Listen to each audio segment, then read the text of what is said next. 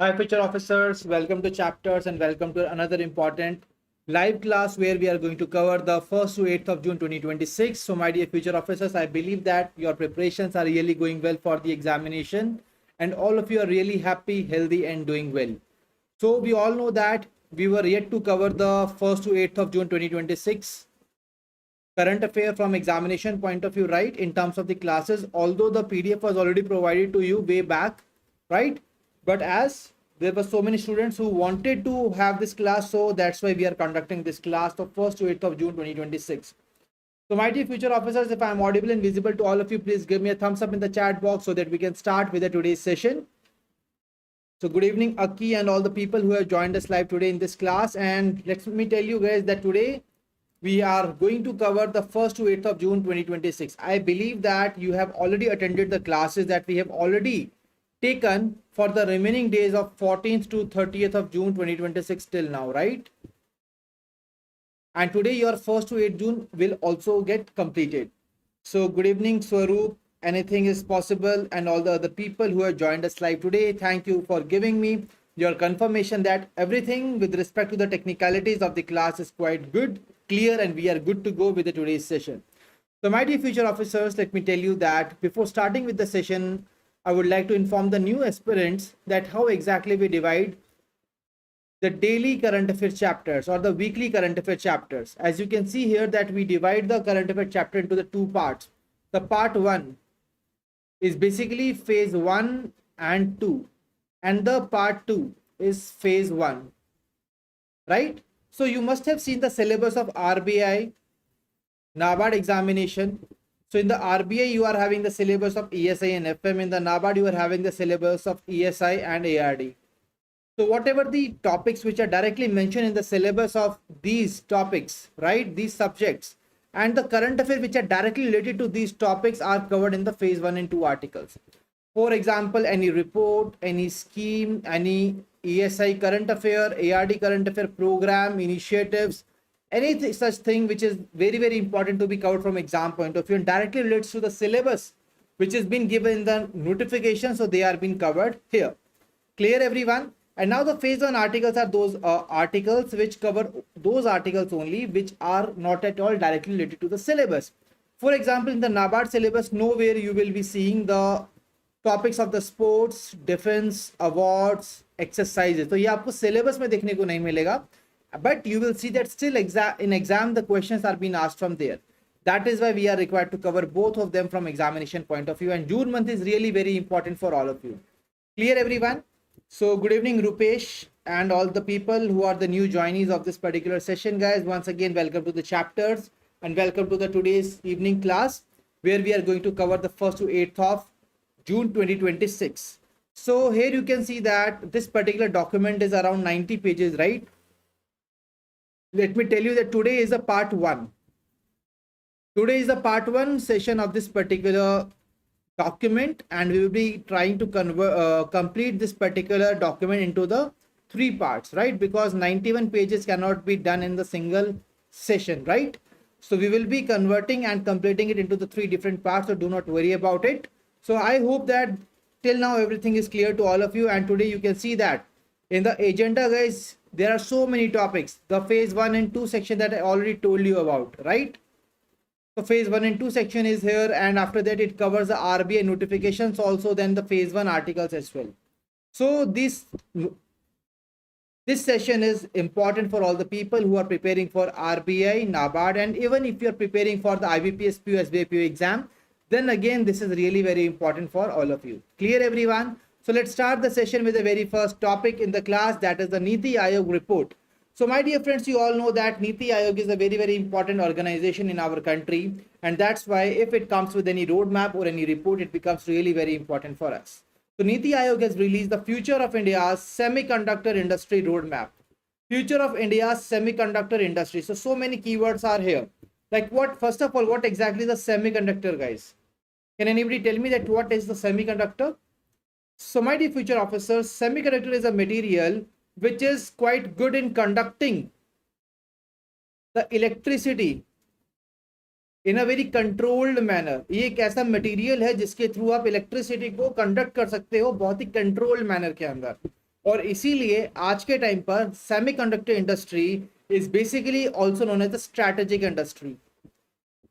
That means if any country is having the semiconductor power, so that means that this particular country is very much financially independent. This country is really very prosperous. The country is having good security, safety in all the terms. Why? Because everybody needs semiconductors. Now, what is the reason that why people need semiconductor, guys? Because you know what, from these semiconductor materials we create the semiconductor chips.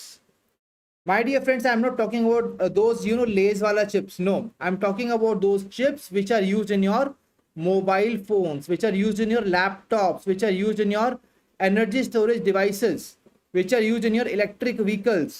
So these chips are being used across all these different areas. And that is why India is also targeting to become the superpower and I would say a hub of the semiconductor for the whole world. And that is why Niti Aayog has come up with this initiative where it has created a future of India's semiconductor industry roadmap. Clear, everyone? I hope that till now everything is clear to all of you. So you are got to know about the semiconductor, about the chips, where exactly they are being used, why this sector is a strategic sector, right? Now let's try to understand about this roadmap which has been launched by the Niti Aayog. So this roadmap is basically launched for a period of 10 years, which is titled as Future of India's Semiconductor Industry. Now the roadmap was developed through the consultations with the industry and government stakeholders. Guys, it doesn't mean that this complete roadmap is being created by the Niti Aayog on its own. No, it has consulted with all the different stakeholders, and it decided to identify that what are the challenges the semiconductor industry is facing, how exactly we can overcome these challenges, how we can boost the power of India in terms of semiconductor, how we can boost our semiconductor production, right? So all these things we are going to focus upon in the upcoming years of 10-year timeline. Clear, everyone? So it presents the vision to build a USD 120 to 150 billion semiconductor value chain. My dear future officers, what is a value chain?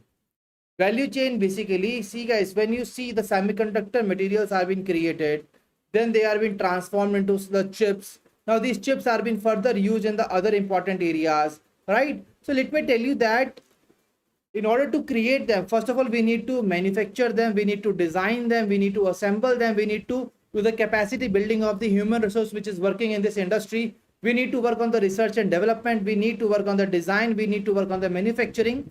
So this all come under the value chain, and we are deciding, we are targeting to create this value chain up to the value of 120 to 150 billion US dollars. By which year? By 2035. So this will be working for a period of 10 years, and what is the value? 120 to 150 billion dollars. Clear, everyone? And this roadmap is basically based on the India's strengths in the design talent, innovation capabilities, domestic demand, and electronics manufacturing and materials. Now this is further having the 5 pillars of the roadmap. So guys, this roadmap is having 5 pillars. So guys, whenever we are having, very big aim, we always divide it into the, small pieces. For example, even you will see that you are having the syllabus of NABARD exam, right? So first of all, when we say the NABARD exam, it is having 8 different sections. 5 sections are non-merit, 3 sections are merit sections. So what we have done is we have divided the complete examination structure into the 8 different parts, where again we have further divided them into the 2 parts, that is merit section and the non-merit section. Non-merit are having 5 sections, merit are having 3 sections, right? So similarly, the complete roadmap which has been created by Niti Aayog, it is divided into the 5 pillars. One is the frontier research and development and design intellectual property. That means जो हमारी research and development technologies हैं, हम उस पर focus करेंगे, and then we will be working on the design intellectual property. जब भी दोस्तों आप कुछ नया अपना जनरेट करते हैं, क्रिएट करते हैं, तो वो आपकी इंटेलेक्चुअल प्रॉपर्टी होती है, तो उसका पेटेंट, कॉपीराइट आप करा सकते हैं, right? Then comes the policy and investment for the long horizon capital. So basically we want to ensure that government will be ensuring that they will be encouraging the investors or the companies to invest in the semiconductor industries and the companies for a longer period of time. It doesn't mean that they will only be here investing for a small period of time. No, they will be focusing here, they will be investing for a longer period of time. Production focus on the advanced packaging and the compound semiconductors. Guys, let me tell you that these semiconductor materials, when they are being created, they are required to arrange in a very particular order, right? And then they are required to be packaged in an integrated manner for their better protection and safety. Clear, everyone? And apart from that, there are some compound semiconductors. These are those semiconductors which are basically not just silicon based. तो कुछ तो silicon based semiconductors होते हैं. Now there are some other semiconductors also which are having further usage of the different materials for their creation. So that's what we call the compound semiconductors, who are also responsible in the high efficiency conditions. For example, when we need a high, there is a very high temperature zone, right? Or there is a very like when we say that there is a high efficiency work is required to be done at particular area, so वहां पर compound semiconductors का use किया जाता है. Then semiconductor talent development किया जाएगा, जो human resource है इंडिया के अंदर, वहां पर उनको scale up किया जाएगा. Partnership with trusted nations and the global industry. We will be partnering with the different countries so that we are really boosting our industries as well. We are having the tie-ups with the foreign industries so that we can see that what are the different things we can learn from them, and we can make India a superpower in the semiconductors. Clear, everyone? So यहाँ पर you all know that we are working on the 120 to 150 billion dollar value chain. So please tell me here in the comment section, guys, what is the name of the organization which has released this particular report, which has came up with this roadmap for the semiconductor industry in the country. What exactly is the right answer? Let me see who will give me the right answer. It is Niti Aayog, absolutely right. And we have created a 10-year roadmap where we want to create the value chain of USD 120 to 150 billion dollars by 2035, right? By which year? By 2035. That is the right answer. So now, future officers, let's move ahead. So the key goals of the roadmap includes making India a global destination for advanced packaging and OSAT, emerging as a major supplier of the wide bandgap semiconductors, building leadership in compound semiconductor manufacturing, strengthening frontier tech semiconductor design capabilities. More than 100 advanced semiconductor design IPs will be created. Clear, everyone? So that is what the key area on which this particular roadmap focuses upon. हमने goals को cover कर लिया, हमने pillars को cover किया, हमने roadmap को cover किया. We have covered the targets as well, right? And I can see in the chat box Rupesh, Aki, Aditi, all of them have given me the right answer in the comment section that it is the Niti Aayog which has created this particular roadmap. Now, my dear friends, you all know that in our country, we have also come up with the semiconductor mission, where again, we are focusing on setting up such kind of semiconductor industries in the country so that we can really create a good value chain about the semiconductor in our country, right? And Semiconductor Mission 2.0 was being announced, one of the budgets recently, right? So the roadmap supports priorities announced under the India Semiconductor Mission, which was announced in the Union Budget 2026. Now we want to ensure that we are going to deepen up this semiconductor industry in our country. That means ऐसा नहीं कि we are just going to assemble the semiconductors in our country. No. We are going to design them. We are going to arrange them. We are going to assemble them. We are going to package them. We are going to manufacture them. So all these things which are the part of the value chain, we are going to work on these areas, not on the surface level, but on the in-depth level. Like right now, we are discussing this roadmap in a very depth level, right? Clear, everyone? Doing it on the surface level would have been like that. I am just telling you that Niti Aayog has launched this roadmap for till year 2035. That's it. But now we are covering in detail analysis of this particular roadmap, right? So that's how we are also going to focus on the semiconductor industry in our nation by year 2035, where we are also having the support of India Semiconductor Mission 2.0. So by 2035, a global semiconductor market is expected to exceed $1.5 trillion. Guys, we are expecting कि जो global semiconductor market है उसकी value 1.5 trillion dollar तक होगी. और वहां पर अगर इंडिया के पास 120 to 150 बिलियन डॉलर का एक अच्छा स्ट्रॉन्ग वैल्यू चेन होगा, then it is really going to impact the Indian economy in a very very positive manner. Clear, everyone? And when it comes to India's semiconductor market, so right now we are targeting to achieve by 120 to 150 billion dollars of the value chain. But by 2035, we are expecting that this value chain will be having the value of 200 billion dollars. So that is something which is really, really ambitious that India is basically discussing about, right? Now let's move ahead to the next part. India's semiconductor demand trajectory, guys. You can see here that right now it is 103. Clear, everyone? Then 115, 134, 159, 267, 317. That is the electronic production. That's what we are discussing here, right? And when it comes to the total semiconductor demand, which is there for this electronics part, that is the 28 billion dollar का हमारा semiconductor demand है, और जो बढ़कर हो जाएगा दोस्तों 206 billion dollars by fiscal year 35 that we have already discussed above. Clear, everybody? I hope that till now everything is clear to all of you. This roadmap is completely clear with everyone. If yes, please give me a thumbs up in the chat box.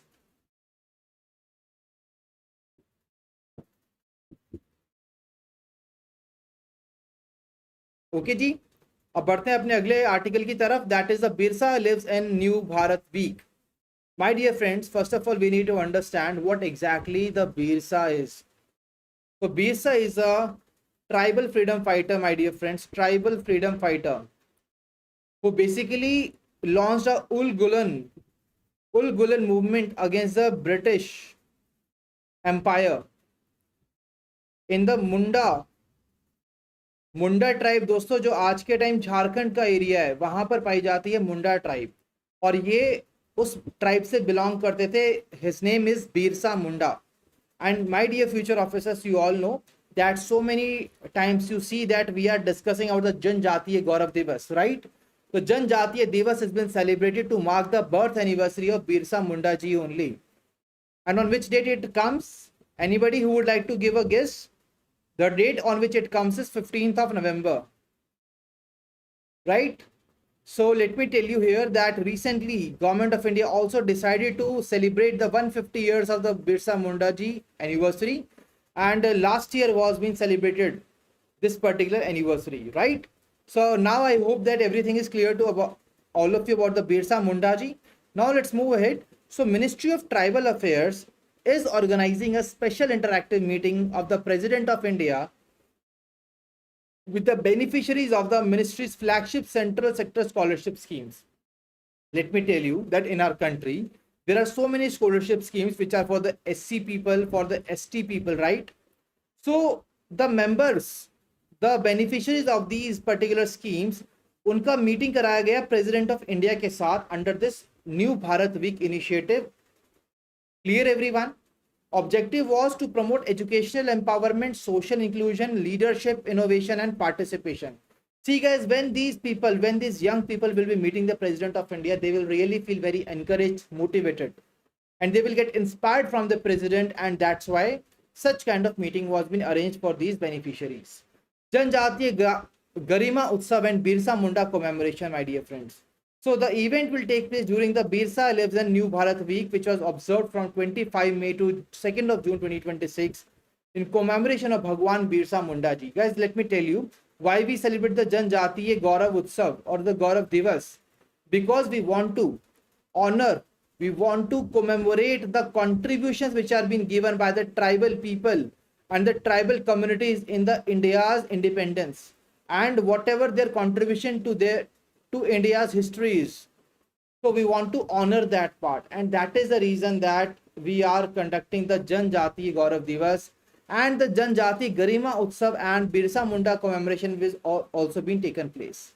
Clear, everyone? I hope that this part is clear to all of you. Absolutely right, Deepthi, you have given exactly the very important information and the value addition to the session that Birsa Munda ji is also known as Dharti Aba. तो इनको धरती आबा के नाम से भी जाना जाता है. Clear? I hope that this is clear to everyone, which is also called the god of earth. So the name is Birsa Munda ji. Okay.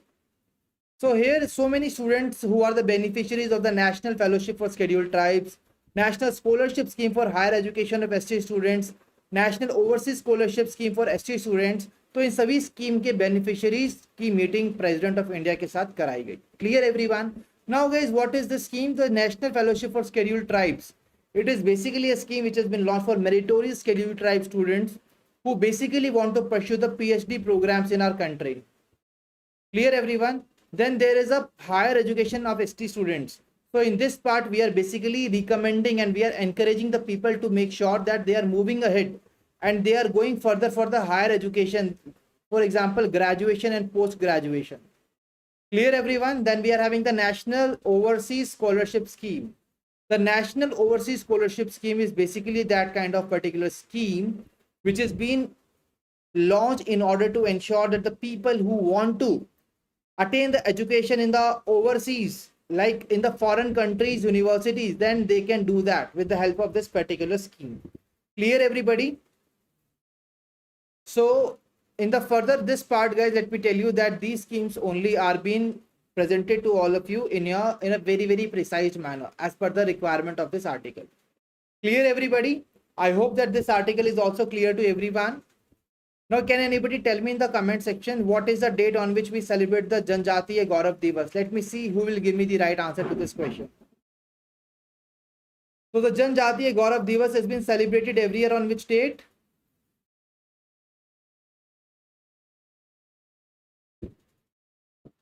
It has been celebrated every year on 15th of November. Absolutely right. So clear everybody, let's move on to the next news article. And now we are having a report that is the World Press Freedom Index 2026. So dear future officers, you all know that press is really a very important pillar in any economy or in any nation, right? And it is really very important that this press is really free in nature so that the authentic information can be given to the people in all the basic manner. Clear everyone? So, but right now you can see that there is so many times we see, and in the recent scenario, my dear friends, you must have seen when there was a NEET examination, leakage was there. So at that point of time, the press was not raising the questions on the people who were really responsible for the leakage of this particular paper, right? A very coveted exam in our country, right? Somewhere somehow it basically shows that there is a invisible control on the media of the country or the press of the country, right? So let me tell you that this is not just in our country, it is there in outside countries as well. And to ensure that what exactly is the freedom level of these press in the different countries, we are having the Press Freedom Index, which measures the freedom of the press in our country or in the entire world. And that is why, my dear friends, we always tell you that the reporters should not have any borders, right? They basically go anywhere to report down the information, to provide the authentic information to the people of the country. Clear everyone? So anything is possibly saying a strategic diversion of the truth. Absolutely right. It is a strategic diversion of the truth or only showcasing the half truth. Let me tell you, my dear friends, that even in the mythology of our country, right? There also we have seen that even a small misinformation can create a very big impact. And this can even, I can give you the example of the Mahabharata Yudh, when even Guru Drona was being, trapped into the misinformation that his son Ashwathama has been killed. Although at that point of time, it was the elephant Ashwathama who was killed, right? Not the Guru Drona's, his own son. And due to that misinformation, that was one of the key pillar. If it would have been not happened, then again, definitely, the result of that war would have been different. Like we always say that Pandavas win over the Kauravas, right? The final result could have been different if that kind of deception was not being taken place. So I am just giving you the example that how the misinformation can really create a big issue. And even at this point of time, when we are into the living of the digital era, the press freedom is really very important. So we are not going to deviate much from this particular story, my dear friends, because the session is more important for us. So I have just given you some additional context here. Reporters Without Borders, my dear friends, is an organization which releases the World Press Freedom Index 2026 which shows the global decline in the press freedom. The press freedom conditions are being assessed by this particular report across the 180 countries.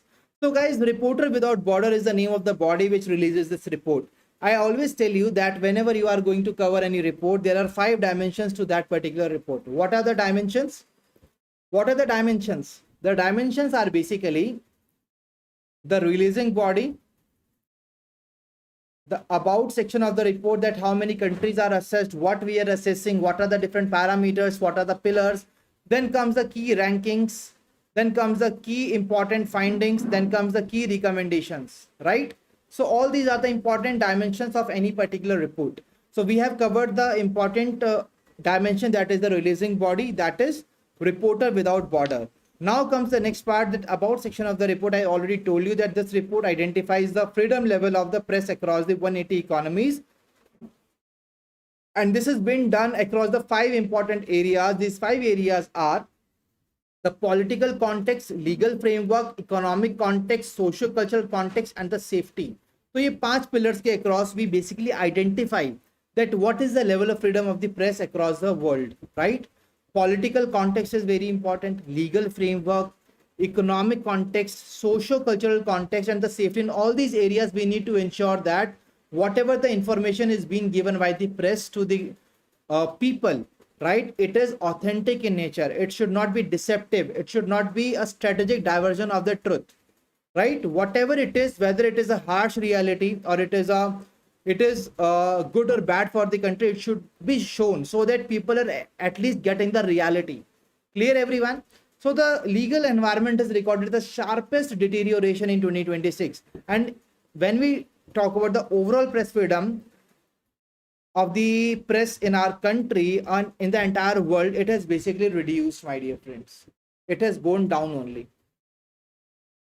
Now, why exactly it has happened? Because Reporter Without Border has basically mentioned in this report that the governments are increasingly using restrictive legal measures and the national security laws to limit the press freedom. तो government दोस्तों अपने फायदे के लिए और अपने according चीज़ों को थोड़ा सा डाइवर्ट करने के लिए एक तरीके से इस इंफॉर्मेशन को हाफ ट्रुथ की तरह दर्शाने का एक तरीके का फ्रेमवर्क बनाती है, सो दैट कि the actual information is not reaching to the people, right? And when it comes to the top performers and the worst performers in the World Press Freedom Index, it includes the Norway, my dear friends. Norway was ranked first for the 10th consecutive year in this particular index, followed by Eritrea, which was ranked last for the 3rd consecutive year. Clear, everybody? I hope that this part is clear to everyone. So I hope कि आप सभी को ये चीज एकदम clear है. That if I ask you that what is the name of that particular country which is on the top, it is Norway, and the country which is at the bottom, it is called Eritrea. That is the right answer. Now, my dear friends, when we talk about the top 5 performers, we are having Norway, Netherlands, Estonia, Denmark, and Sweden. These are the top 5 countries in the World Press Freedom Index, and at the bottom we are having the China, North Korea, and Eritrea. Clear, everybody? So what are the top 5 countries? Norway, Netherlands, Estonia, Denmark, and Sweden. These are the top 5 countries, and the countries which are at the bottom includes the Eritrea. Clear, everybody? So now moving ahead, the Sharia has improved by 36 places from 177 to 141st after the political changes, and this has shown the major improvement in this particular index. Now the Niger recorded the steepest decline, which fall 37 places to rank 120th. तो यहाँ पर सबसे ज़्यादा better improvement किसकी हुई है दोस्तों? Syria की हुई है, और सबसे ज़्यादा डिक्लाइन किसका हुआ? नाइजर का हुआ. Clear, everyone? Russia was reported to have 48 journalists imprisoned. Saudi Arabia dropped 14 places due to continued violence against the journalists. So you can see that these are, some kind of very, very developed countries, the countries which are very supreme in their powers, and they are very advanced, but still they are, even these countries are having, not at all, they are not providing good freedom to their presses. Clear, everybody? Now when it comes to India, my dear friends, so India was ranked 157th in the 2026 index with a global score of 31.96. What was the India's position? Last year India's position was 151 and now this year India's position was 157. और India भी दोस्तों very serious category के अंदर belong करता है. Clear everyone? So now the India's part is really very important. Please tell me in the chat box what is the rank of India. India's rank was 157 this year. Last year 151. What was the score of India? 31.96. Under which category India belongs to? Very serious category. What is the name of the body which released the report? The name of the body is Reporter Without Borders. How many pillars are there which basically helps in assessing the press freedom? That is 5 pillars. 5 pillars are there. In addition to that, my dear future officers, you all know that what is the name of the top 5 countries? That is NNEDS. That is the right answer. Then the country which is at the bottom, that is Eritrea. What is the level? What is the category in which India resides in? That is very serious category.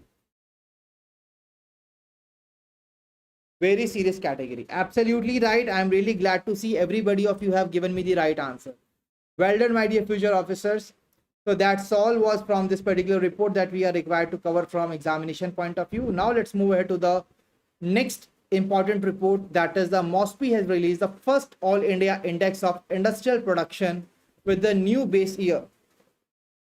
Now, my dear friends, the very important part. See, whenever you see any title, whenever you see any kind of news article, guys, always try to divide it in the fragments and then try to see that what exactly these fragments are telling you about. For example, MOSPI, that is Ministry of Statistics and Program Implementation, has released the All India Index of Industrial Production, right? With the new base year. So यहाँ पर 3 आपके keywords हैं. One is the Ministry of Statistics and Program Implementation. Then it comes the All India Index of Industrial Production and new base year. ठीक है? So सबसे पहली चीज आती है कि ये Index of Industrial Production है क्या? Let me tell you, my dear friends, that the Index of Industrial Production basically gives us that what exactly is the trend of the activities in the industrial environment of the country, whether the production output of the industries are increasing or decreasing. Clear, everyone? Now it is very important to ensure that we are analyzing the trend in the increase or decrease in the production output of the industrial sector in our country. Clear, everyone? How exactly we do that? So what we do is that we always keep a reference point, and on the basis of the reference point we see that what exactly is the production level increase or decrease, and that is why this reference point is basically called the base year. Now what exactly is the reason that the base year is new here?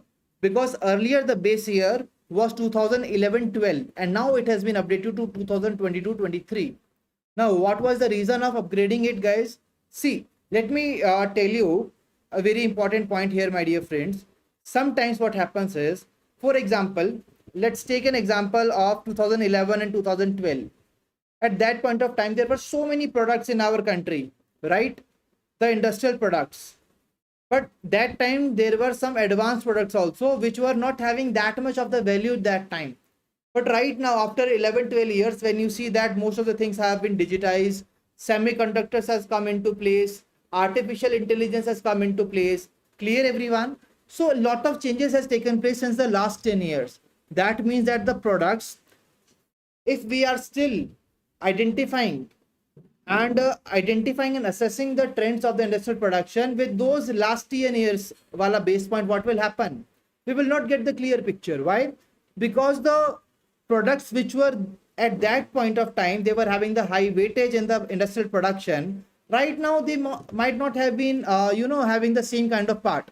For example, at that point of time, people were more dependent on the fans, right? During the hot summers. But right now, we are having what? We are having the air conditioners, right? At that point of time, solar energy was not there that much, right? We were not, getting the most out of the solar energy that time. But right now, with the launch of many schemes by the government of India, with the provision of the subsidies given to the people, now people are more investing in the solar energies, right? So that's how the perception changes, the value of the things changes. Clear, everyone? So that is why the requirement of the new base year was really required, so that we can accurately measure that what exactly has happened, what are the changes which have been taken place in our economy. Clear everybody? I hope that these basic things are very much clear to all of you. Industrial production आपको पता चल गया, index of industrial production base year पता चल गया, आपको क्यों launch किया ये भी पता चल गया, इसके पीछे क्या कारण है ये भी हमने डिस्कस कर लिया, किसने लॉन्च किया, ministry of statistics and programme implementation ने किया, that is also done. Now the revised IAP series includes the updated item basket. Now what is this item basket, my dear friends? Let me tell you that whenever we are assessing the trend in the industrial production outputs, we always have a certain list of the products which are there. Clear? And every product is having some kind of weightage. For example, in manufacturing, my dear friends, manufacturing is really very important activity in the country. So it will be having a very good weightage in this basket, right? So similarly, everything is having its own value. Similarly, what we have done is, as there were some products which are not that much valued right now as they were having the value 10 years back, so now we were required to update this item basket. Clear everyone? Revised weighting structure was required, enhanced sectoral coverage was required, so that we can capture the recent industrial activity in a more better manner. So when we talk about the All India Index of Industrial Production, this is the short-term indicator which is used to measure the growth or contraction of the industrial production in India. कि कितना growth हुआ, कितना contraction हुआ, किस direction में हम move कर रहे हैं, all of these things are very important to assess. It shows how much the output of the different industrial sectors has increased or decreased compared to that fixed base year. And now what is the new base year? Please tell me in the chat box. Everyone, please tell me the chat box. What is the new base year? The old base year was 2011-12 and the new base year is 2022-23. Absolutely, this is the right answer.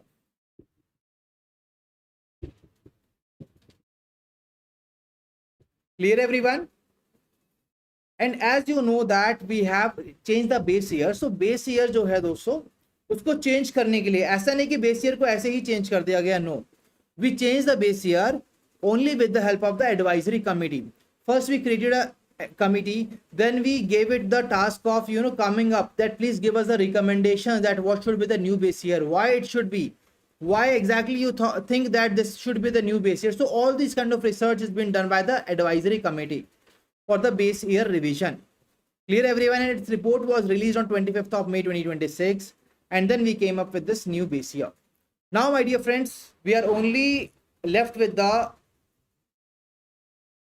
IIP growth rates. Let me tell you that only one thing we are required to cover it from here, that is IIP has recorded the growth in April 2026 as compared to the last year. तो last year के comparison में जो growth rate है India की दोस्तों वो better हुई है. Clear everyone? The growth rate has basically become better in the from the last year, and you can see that this year it is 4.9%. Clear everyone? और यहाँ पर सबसे major role किसका है दोस्तों? The major role is being basically done by the manufacturing sector again. Now come the quick estimates of the IIP. It stood at 118.9 in April 2026 compared to 113.4 in April 2025. Now guys, why exactly we are discussing this? Although let me tell you that I would have said you कि my dear friends, you are only required to cover the latest data from the examination point of view, right? So for the RBI phase 2 examination, this data is the latest one. But for the NABARD examination, this data is not at all that much important. But still, why we are considering on this? Because this is the very first time that we have got this data with the new base year. After 11 to 12 years, we have changed the base year, right? So that is why this is very important for us to now ensure that we are covering this data. Clear everybody? I hope this part is clear to everyone. So we have changed the basket items, we have changed their weightages, we have changed the base year as well. Now with the updated base year, we have come up with the index of the industrial production.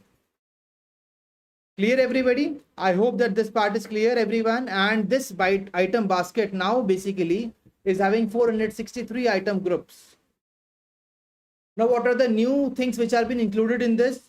So guys, अगर हम बात करें 2011-12 की, उस time पर like companies used to install the CCTV cameras in their premises, right? But right now you will even see that the people, the household people are even installing the CCTV cameras in their homes. Clear everyone? Then the article of non-woven textiles, parts of the aircraft, spacecraft, stunts, vaccines. So all these things are now becoming more and more valuable now. They are really very important part of the industrial sector. And that is why they have been included in the new item basket. That is the 463 item groups of the index of industrial production. Clear everybody? So I hope that till now everything is clear to everyone. So Jeevan is asking me, sir, can we get the PDF? So Jeevan, let me tell you that we have already provided you the PDF in the course, right? This PDF is already available in the course since last 2 to 3 weeks, right? So don't worry about it. Whatever the sessions we are conducting on our YouTube channel, so the PDFs of these YouTube channels are already been provided in our course. Clear? You can directly access this particular PDF from our course curriculum. Okay. I hope your doubt is resolved. Now let's get back to the session. Now, my dear friends, we are done with this part. And everybody has given me the right answer. Rupesh, Aki, anything is possible that the new base year for this particular year is 2022-23. Absolutely right. Now let's move on to the next article. That is the Maha Water Mission. So Maha Water Mission दोस्तों क्या है? आप सभी जानते हैं that in our country there are so many problems that we are facing with the water. What these problems are? First of all, the quality of the water. The water is not of the good quality. Water is not purified, right? There are so many groundwater related issues which are taking place around the country. So while considering all of this, there are so many startups in our country which wants to come up with the solutions of that, but they are not getting so much of the encouragement.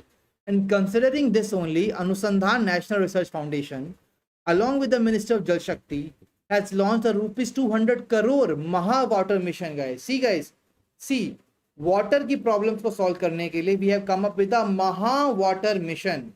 तो छोटे से initiative से काम नहीं चलता, तो हमने launch किया Maha Water Mission, right? To support the startups in the water sector. The startups who are doing some good work in the water sector, they need to get supported, and that's why we have provided them support under this particular initiative. Clear everyone? So the mission objective is to support technology development, field assessment, validation, and the deployment of high impact solutions. So guys, we need to ensure that, see, what happens is that so many times we are also doing we're only doing the experiments and the research in the labs, right?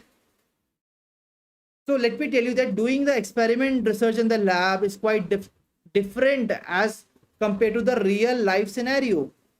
So we need to ensure that we are not just limiting them to the research labs. No, we need to ensure that we are also trying to replicate them and execute them over the wider picture by helping the society with these solutions. Clear everyone? So the Maha program framework, the Maha Water Mission is a part of the mission for advancement in the high impact areas, which was launched by ANRF in sectors such as electric vehicles, drones, medical technology, 6G communications, and the water, right? So in different area sectors के अंदर we have came up with this new intervention of the Maha Water, right? What is the Maha stands for? Mission for Advancement in High Impact Areas. Mission for Advancement in High Impact Areas is being launched by the ANRF in sectors such as electric vehicles, drones, medical technologies, 6G communications, and water. The mission mode programs are expanding opportunities for the startups, MSMEs, universities, innovators across India. So how many, there are different stakeholders which are there. We are integrating all of them to work together as a single unit, because I told you that there is always more strength in the unity. That's why always remain united, right? So that's why, my dear friends, here we are trying to expand all the opportunities for all these different stakeholders so that we can come up with the better solutions for the people of the country. Clear everyone? So the Maha Water Mission has the projected outlay of 200 crore for over a period of 5 years, and it is being launched by ANRF along with the Ministry of Jal Shakti. Clear everyone? So this is the consortium based support. As I already told you, what is a consortium? Consortium is a group of the different multidisciplinary stakeholders, like I told you, universities, laboratories, research organizations, startups, MSMEs, industry partners. So all these are the different stakeholders which are the part of this consortia. And the selected consortia can receive the support up to rupees 20 crores. Overall budget क्या है दोस्तों इसका जल्दी बताएंगे chat box के अंदर. Overall budget is rupees 200 crores, but here the support to one consortia will be given up to rupees 20 crore. Clear everyone? Now further there are some themes of the Maha Water Mission, which includes water resource assessment, drinking water, water quality, water use efficiency, climate resilience and adaptation. So these are the 5 priority themes of this particular Maha Water Mission. Now during this particular initiative, a MOU was also been signed with the ISRO, Indian Space Research Organization के साथ एक collaboration किया गया for the water resource management along with the Ministry of Jal Shakti and the Department of Space and ISRO, where we are going to support water resource mapping. I see very important. Water resource mapping अगर हम कर लें, then now we know that okay, in our whole country, where exactly are these water resources when we are mapping down all of them. So we can see that how exactly we can distribute the water in a most efficient manner to the different areas of the country. We can do the assessment of the groundwater. We can plan the irrigation. We can work on the infrastructure development with the help of the satellite and geospatial applications. Clear everybody? So that's how the Maha Water Mission is going to work here. So please quickly tell me in the comment section what exactly are the name of the organization which come together for the launch of this particular Maha Water Mission. Let me see who will give me the right answer. So my dear future officers, please give me the right answer to this question in the comment section. The right answer is ANRF and Ministry of Jal Shakti. Absolutely right. Let's move ahead to the next news article now. The next news article is the launch of centralized patient feedback system. Now, what is a centralized patient feedback system, guys? Who is the patient? The person who is sick, who has got some disease, that is the patient, right? Now we are talking about the feedback. For example, we conduct the session for all of you, right? And you provide us the feedback, sir, you are not teaching good, or you are teaching good if I am teaching good, right? So you always give us the feedback in the comment section or by sending us an email, right? So there are the different types of ways by which you can give us the feedback, whether we are teaching you in a good manner or not a good manner, right?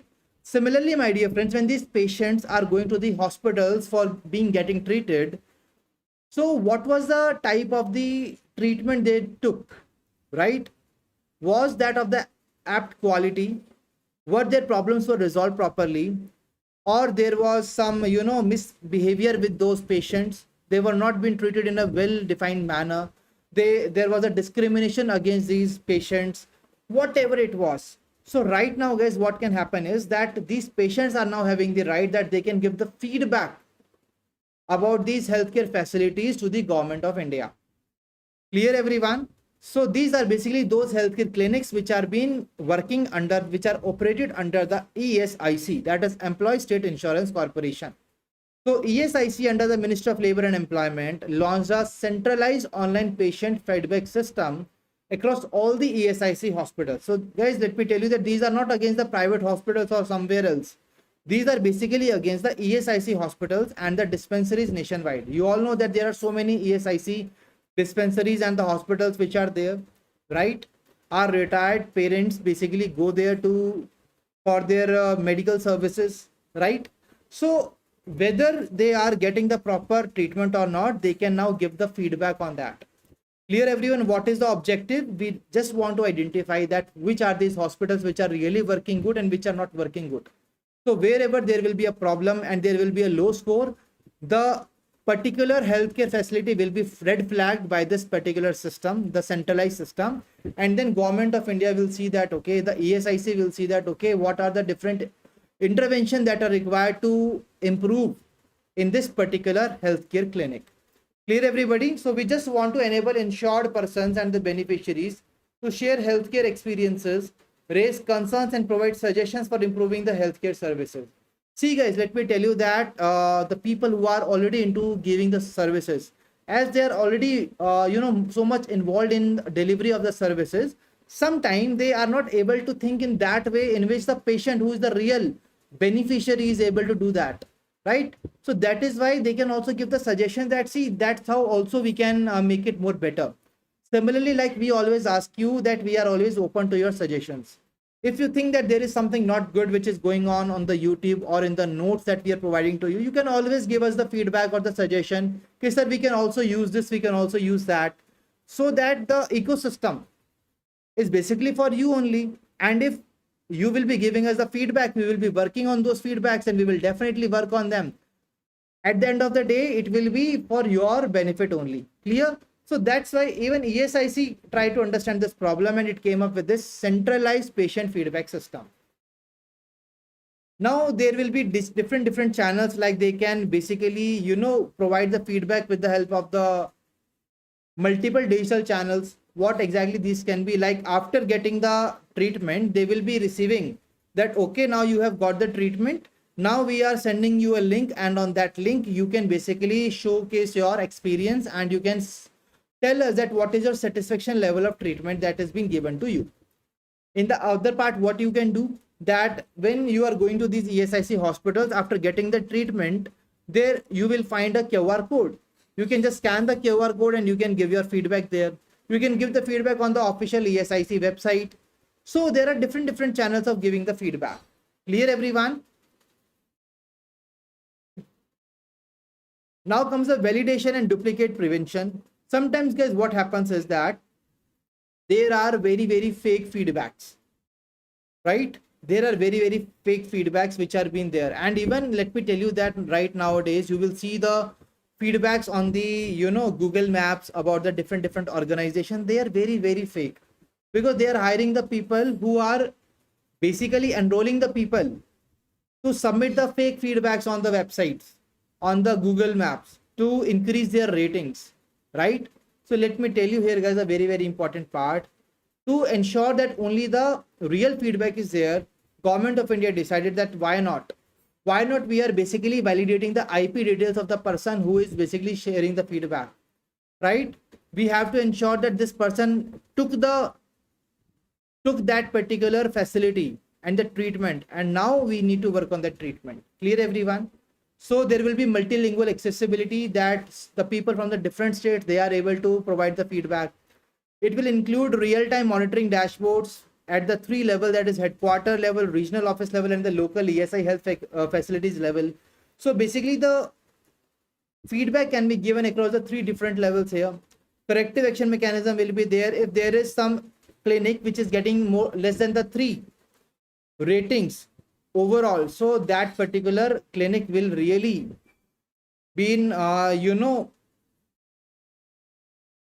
a work will be done over that particular clinic, so that we can increase its rating, we can really improve its treatment framework, and we can increase the satisfaction level of the patients who are working there, who are coming there to get treated.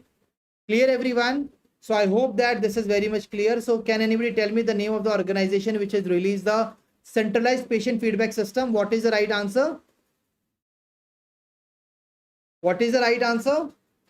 That is ESIC. Clear, everybody? Okay, now let's move on to the next part. Swachh Gaon Surakshit Jalvayu campaign and IEC campaign. My dear friends, you all know that we are really working hard on different areas, and Swachhata, cleanliness, is a very important area. So Swachh Gaon Surakshit Jalvayu is a campaign which has been recently launched, and this has been launched by Ministry of Jal Shakti. So Ministry of Jal Shakti ने इस campaign को launch किया है. This is a national level IEC campaign. What is IEC stands for? That is Information Exchange Campaign. जहाँ पर हम बहुत सारी valuable information exchange करते हैं, so that we can aware the people about the different steps and the initiatives taken by the government or the respective entities, right? So now we will be awareing the people also about the solid waste management rules 2026 through this particular campaign through the Department of Drinking Water and Sanitation. Guys, what are the solid waste management rules 2026? You all know that every day in the morning on our doorstep, a vehicle comes from the Government of India which collects the garbage, right? So there are different household garbage, the solid waste which is being created by a home. For example, guys, you are a really very hardworking person, right? You are solving so many quant reasoning English questions for your upcoming NABARD Grade A exam. You are doing a lot of revision purpose for the RBI Phase 2 examination. So now you are having so much of the waste, papers. So that paper is also kind of solid waste, right? You are basically bringing the dairy products in your home, right? For example, tetra packs of the milks. So then their polybags are there, right? You purchased the shoes from the mall recently. So now the packaging box of that shoes, now this is also the solid waste, right? Then the kitchen waste is also there. So these are all the different solid waste that I told you. So basically we need to ensure that we are managing them in a proper manner, right? And that's why these Swachh Bharat vehicles are coming on our doorstep so that they can collect the garbage from our household, so that we are not, throwing them here and there. Clear, everyone? I hope this part is clear to all of you. So this campaign has been launched in collaboration with the Ministry of Environment, Forest and Climate Change as a part of the World Environment Day on 5th of June. So दोस्तों 5th June को, that is a World Environment Day 2026, on which we celebrate this particular campaign. Clear, everyone? The campaign will be running from 1st June to 5th of June 2026 with the pre-implementation phase from 25 May to 29th of May. So 25 May to 29th May को भी campaign को किया जाएगा. It will be running from 1 June to 5th June as well. 5th June is the date on which we celebrate every year World Environment Day. Clear? Now the Swachh Bharat mission also supports the Mission Life. Guys, you all know the Mission Life, which was being launched by the Government of India. It is a lifestyle initiative of the Government of India where we are introducing and we are embedding the sustainable practices into our daily life activities as well. We are creating a behavior change among the people so that we are adopting these principles in our daily life. Clear? Now there are 4 R's of the plastic waste management. What are the 4 R, my dear friends? First of all, we need to refuse the usage of the plastic waste. Not the reduce, but we need to refuse, guys, first of all. When we will be refusing it, then we will be reducing it, right? Then only we will be able to reduce it. And if you are already having the plastic bags in your home, then you can reuse them again and again. Then you can also send it for the recycling purposes. So these are the 4 R: refuse, reuse, reduce, and recycle. Clear, everyone? Then there is a 3 R of the grey water management: reduce, reuse, and recharge. Promotion of the circular economy, conversion of villages into ODF plus model villages. Clear, everyone? So the objectives of this campaign basically include sensitizing the rural stakeholders. We are going to facilitate self-assessment and validation of the community solid waste management assets. We will promote mission life themes, mobilize communities towards the cleanliness, maintenance of the assets, and ODF plus villages. So all these are the objectives of the campaign. Now guys, what is the name of the campaign? That is स्वच्छ गांव सुरक्षित जलवायु. तो जल और वायु दोनों की बात हो रही है. हमें जल और वायु, क्योंकि कहते हैं दोस्तों जल ही जीवन है, राइट? सो हमें इंश्योर करना है कि जल और वायु दोनों ही अच्छे हों, सुरक्षित हों, स्वच्छ हों. अगर वो स्वच्छ होंगे then only we will also remain healthy. Clear, everyone? So national IEC campaign के बारे में मैंने आपको ऑलरेडी डिस्कस किया था ऊपर, राइट? देन द स्वच्छ भारत मिशन ग्रामीण 2.0 अचीवमेंट्स की बात की जाए तो more than 5 lakh villages have declared themselves ODF plus model villages, and 12 crore toilets have been constructed in the rural areas. Guys, you all know that earlier there was a lot of open defecation which was evident in our country, right? But now we have made open defecation free villages. Clear, everyone? So that's all about this particular campaign, which has recently been launched by the Government of India, by the Ministry of Jal Shakti. Clear, everyone? I hope this part is clear to all of you. Now let's move on to the next article. India to host the 13th BRICS Urbanization Forum in New Delhi. So India will be hosting the 13th BRICS Urbanization Forum. In which place? In New Delhi. Clear, everyone? And let me tell you a very important part, guys. This year, what is the name of the country which is having the chairpersonship of the BRICS? So that is basically India only. And what is the theme of the India's chairship to the BRICS? Let me tell you that there is no requirement of retaining the theme. You know why? Why so? Because the theme this year under the India chairship is BRICS only. What exactly BRICS stands for now, that is important. It is building for resilience, innovation, cooperation, and sustainability. Building for resilience, innovation, cooperation, and sustainability is a theme for this year chairpersonship under the India. Absolutely right. So thank you, Surinder, for your kind words that you found this session very informative. So thank you so much for your kind words. Now let's get back to the session. So guys, I hope that this is very much clear to all of you, right? So India की BRICS chairship इस साल है. What is the theme? BRICS is the right answer. Building for resilience, innovation, cooperation, and sustainability. That's all we need to cover from examination point of view. Now let's move on to the next part. That is the Government of India has released the provisional accounts for financial year 25-26.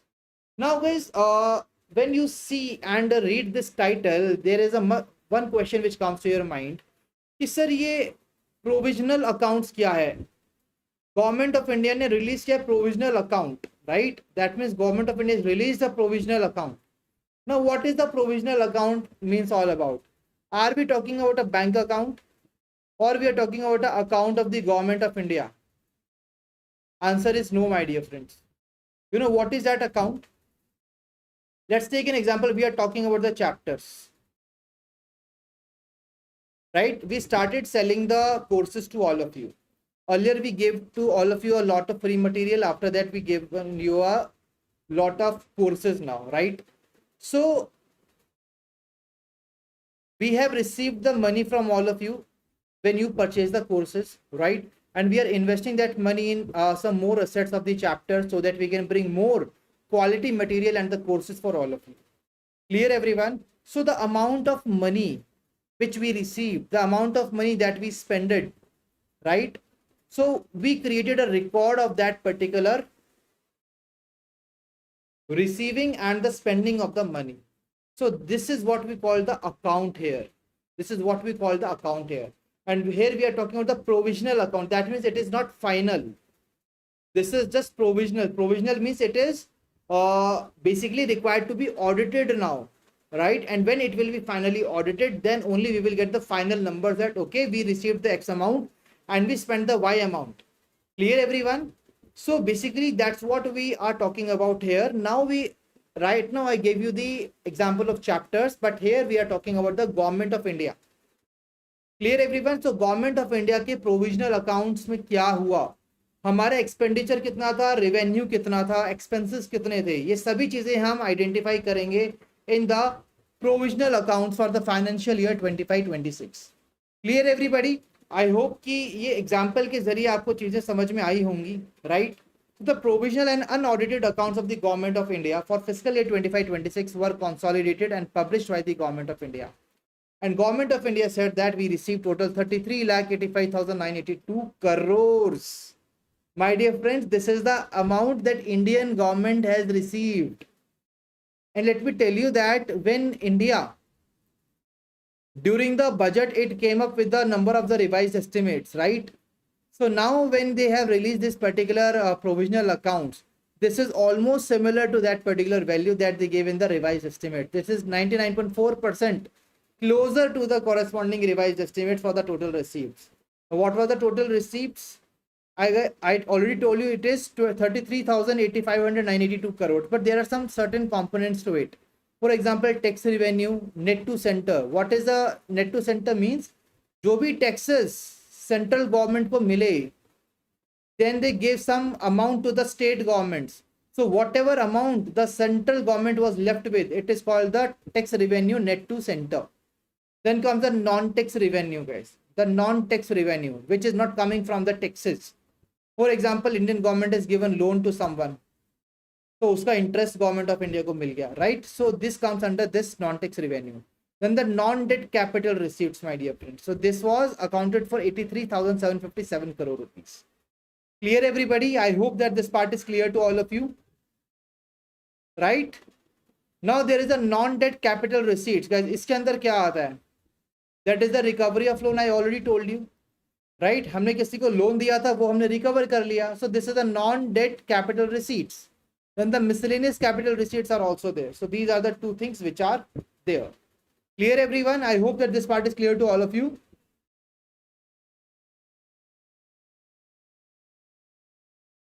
So my dear future officers, I hope that till now every part is clear to everyone. Now moving ahead, 13,92,971 crore was transferred to the state government as devolution of the share of taxes, which was 1,06,086 crore higher than the previous year. The total expenditure incurred by the government of India during 25-26 was 49,05,151 crore. Now guys, let me tell you that these are only the data which are left now for your understanding. I think the technical things are already been understood by all of you, right? I can see in the chat box, everybody saying that yes sir, it is quite clear to us that we are able to understand the technicalities of this particular article. Now it's only the numbers. Are you guys really required to retain these numbers? Answer is no. See, this particular data has been released by the government of India. We need to cover the final data only from examination point of view. This is the provisional one. And your examination is not near. If you're preparing for RBI phase 2 exam, then definitely you can retain these numbers. But right now for the NABARD exam, you are not required to retain it. Clear everyone? Now my dear friends, similarly we are having the government of India released monthly review of accounts for April 2026. तो अभी हमने बात की थी उस पूरे financial year की. Now we are talking about the only April 2026. Again this part of article is not that much relevant from the examination point of view for now for all of you. Clear everybody? So I hope that this is clear to everyone.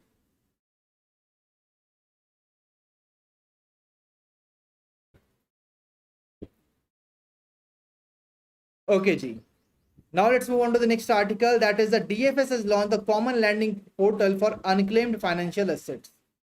Now, my dear friend, let me tell you that there are, so many people in our country who are very talented.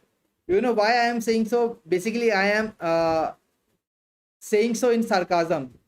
Because see, when you will be having some money, guys, when you will be having some money in your accounts, obviously, until and unless you are having the thousands of crores in your accounts, then only you will be forgetting that, okay, I am having some, 2-3 more accounts where I having some lakhs of rupees which are there, which I am just forgetting. But if you are someone who is not having the thousand of crores, but still there are people in our country who just forget that, okay, my money is lying in my XYZ account, so that money is just lying there unclaimed by them, right? So we call such kind of money or the financial instruments which are unclaimed by the people. It can be the insurance, it can be the money itself, it can be the PF accounts, right? So basically this is what we call the unclaimed financial assets. So now the government of India decided that why not we channelize it?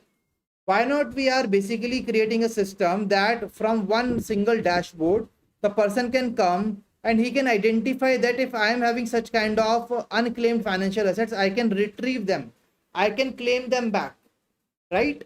So that is why, guys, a common lending portal has been launched by the Department of the Financial Services, from which the people can go visit and identify their unclaimed deposits. ठीक है दोस्तों, अगर आपका भी ऐसा कोई unclaimed deposit है, if you are also having some unclaimed deposits or the financial assets, you can also go there. You may find your 3 or 4 more accounts which are there on your name, which are having some lakhs of rupees there, right? So just jokes apart, I hope that you are able to understand this article with the help of this example. Clear everyone? So the Department of Financial Services under the Ministry of Finance has launched the common lending portal for unclaimed financial assets in collaboration with the Public Sector Bank Alliance. The Public Sector Bank Alliance is basically promoted by 12 public sector banks in the country, and this is a centralized umbrella organization, and along with the PSBA, only Department of Financial Services have come up with this common lending portal, right? So this will be making it more accessible, transparent, citizen centric for these people who want to identify that, okay, how many unclaimed financial assets that we are having. Clear everyone? Yes, anything is possible is saying ki it is basically been done via KYC. Absolutely right, it has been done via KYC. Clear? So anything is possible. Instead of using the word of dormant, I would say the more better word will be inoperative. Clear? Where no such transaction has taken place. I hope that this part is clear to you. So my dear friend, that is what we need to identify. We need to cover from examination point of view.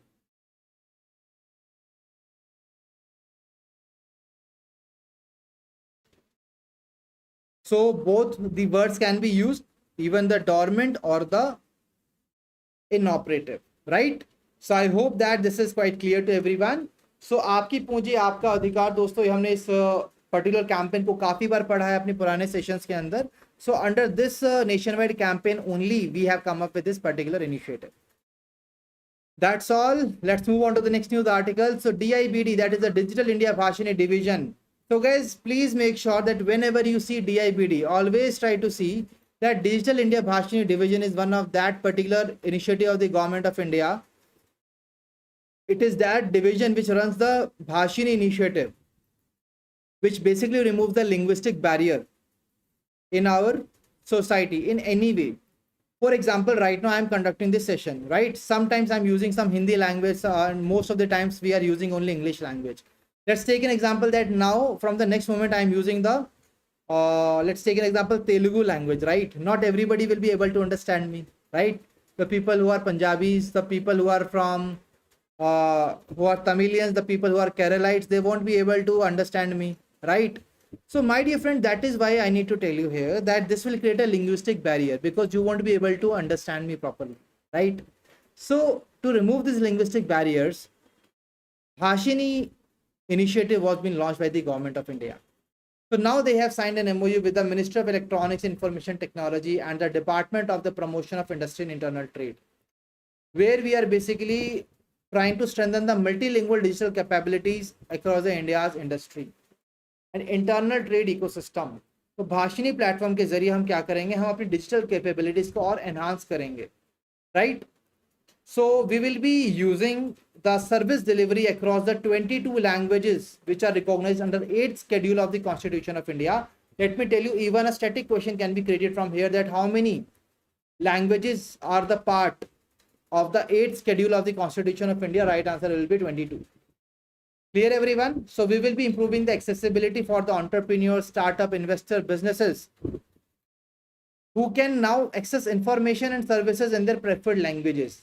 For example, I have created a Startup India website where we are supporting the startups, right? And we have launched some modules for them from which they can learn. But let's take an example that that particular website is only available in the English language. There are so many people in our country who are not aware about the English language. So the people who are basically more aware about their mother tongue, they won't be able to get the most out of this particular thing, right?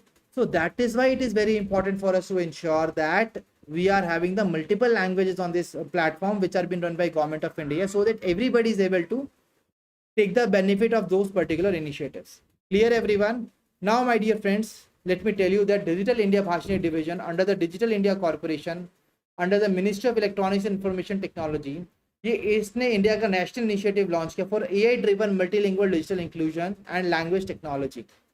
तो एक national hub for language technology के जरिए we are enabling the scalable speech and text based AI services. We are converting the text or the speeches into the different languages so that most people can basically access this particular things. I hope that this is clear to everybody, right my dear friends? I hope that this is clear to all of you.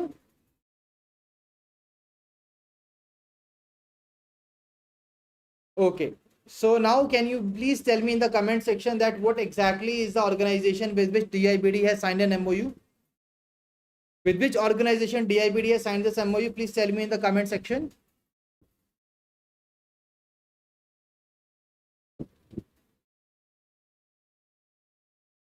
That is Ministry of Electronics and Information Technology and DPIIT. That is the right answer. I hope that this is clear to all of you. Clear everyone?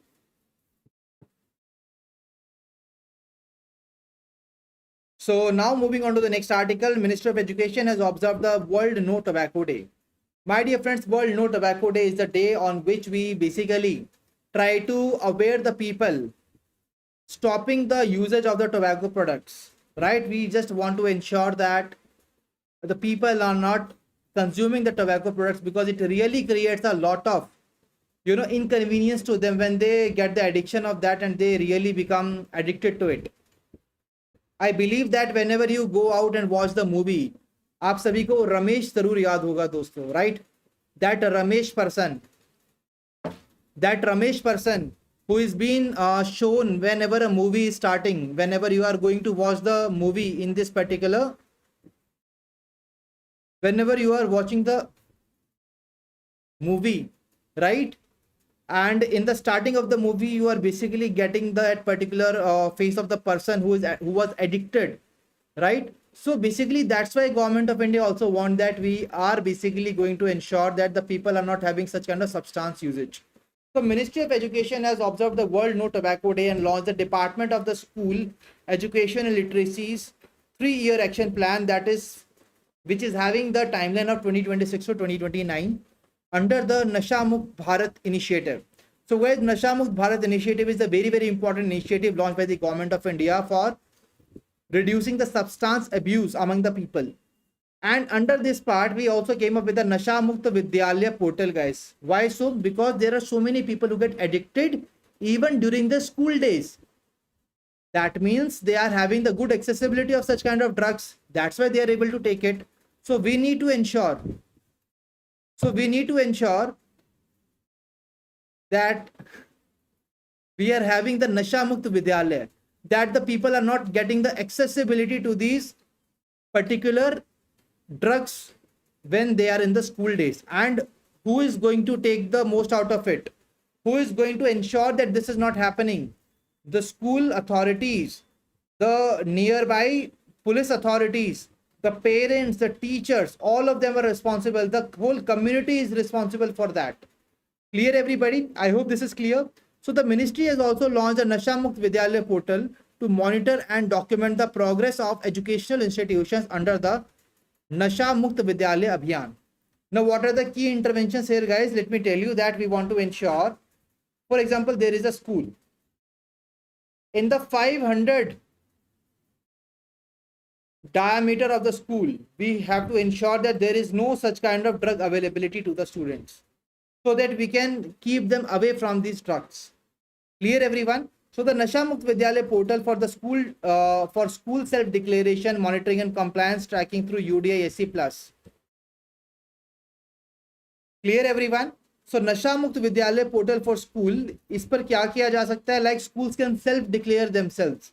They can monitor and they can compliance the tracking through UDI SC+. What is the UDI SC+? It is a unified distribution of information. Clear, everyone? It is a unified distribution of information of the schools. Clear? The integration of age appropriate substance abuse prevention and health education into the NCRT. We need to ensure that we are even awareing the students about this substance abuse so that we can stop them doing this. Because guys, before we want to basically make them that they should not get indulged into this kind of activity, we need to ensure that they are at least aware about that, right? Now, the development of standardized multilingual IEC materials for awareness generation among the teachers, students, and parents. The teacher capacity building is also very important. Student identification, referral, and mental health support is very important. If there is a student who is at risk and the mental health support is required to be given to that particular person, so we can do that through the Mano Darpan National Helpline, that is 844-844-0632. You're not required to remember this phone number, my dear friends. But still, if you are a responsible citizen, if you see that surrounding you, you find such kind of person, a student who is at a risk, you can definitely help his parents by giving this number to them, that they can really get the helpline. They can really get the help so that they can treat their kid in a very good manner. Clear, everybody? I hope this part is clear to all of you. So Ministry of Education has observed the World No Tobacco Day. Now, my dear friends, you need to give me the right answer in the comment section. You need to tell me that on which date we celebrate World No Tobacco Day. So No Tobacco Day has been celebrated on which date? Let me see who will give me the right answer here in the chat box. What is the date on which we celebrate the No Tobacco Day? Anybody? So we celebrate it on 31st of May every year. 31st May every year is the right answer. Clear, everyone?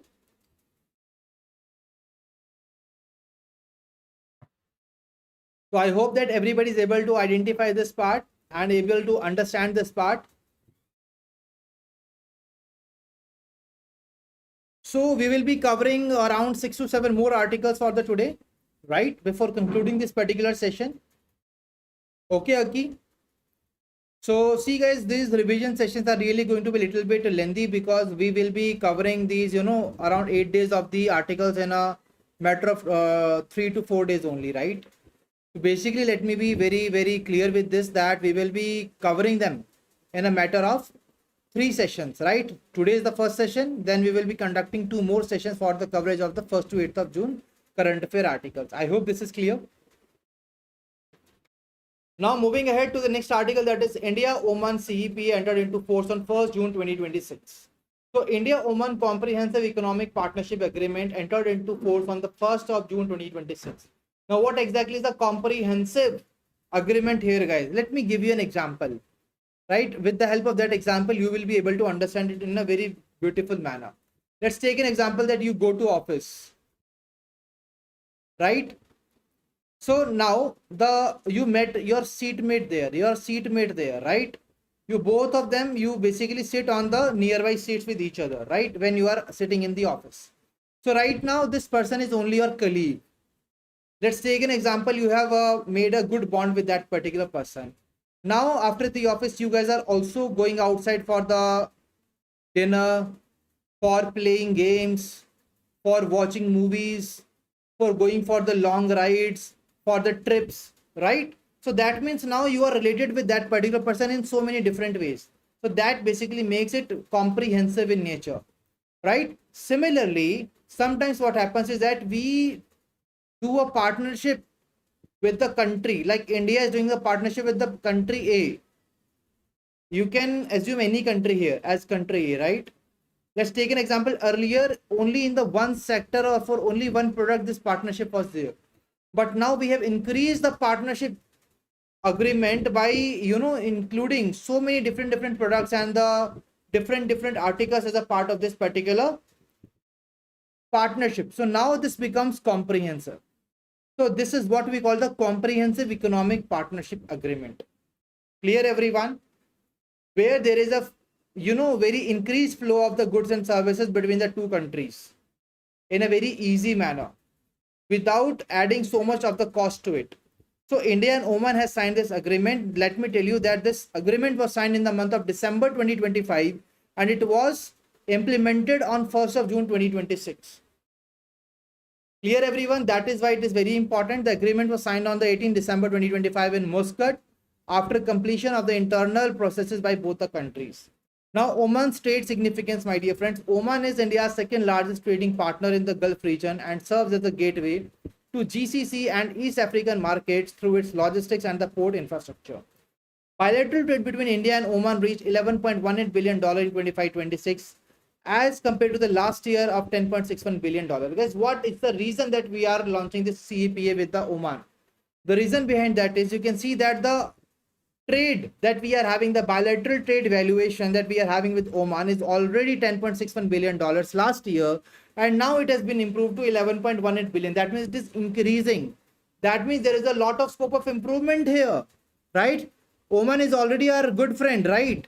Now we can increase that relationship with that good friend with some more, making some more and more memories, right? Going out with that particular person for more and more trips. So that means we are now having an enhanced trade with the Oman. Clear, everybody? So I'm just giving you these examples to ensure that you are understanding it very clearly, guys, right? Otherwise, if I will be just using these technical words, I don't think that you will be able to enjoy the session and you will be able to, get the most out of these sessions. So please, first of all, confirm to me in this comment section that are you guys really enjoying the session? Like the examples that I'm giving you, are they really helping you to understand? If not, then you can please tell me. I will stop giving these examples to all of you. Okay. For me, your understanding is really very important. Okay. So now moving ahead, the coverage of the agreement, guys. The CPA will cover the trade in the goods, services, professional mobility, regulatory cooperation, non-tariff barrier safeguards, and the cooperation framework. So in all these different areas, we will be having this particular coverages of the agreement. Under the agreement, Oman will be provided duty-free access to 99.38% of the India's exports. तो India जो भी export करेगा तो उसका duty free access मिलेगा उसको. That means कोई duty नहीं लगेगी दोस्तों 99.38% ऑफ द एक्सपोर्ट्स पर जो इंडिया ओमान के अंदर भेज रहा है. Clear everyone? Earlier under the MFN regime, only 15.33% of the India's exports entered Oman duty free, guys. See, earlier India was having the most favored nation wala status with the Oman, right?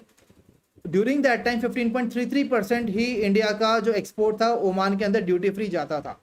But अब हमने CEP sign किया तो उसके बाद ये value बढ़कर 99.38% हो गई है. Clear everybody? I hope this is clear to all of you. So I've got one feedback here. Thank you, okay, for giving the feedback that for examples we can use English. Okay, so we can use the English, but there are so many people who are only able to understand the English, right? So that's why only at the some intervals only I am using the English language.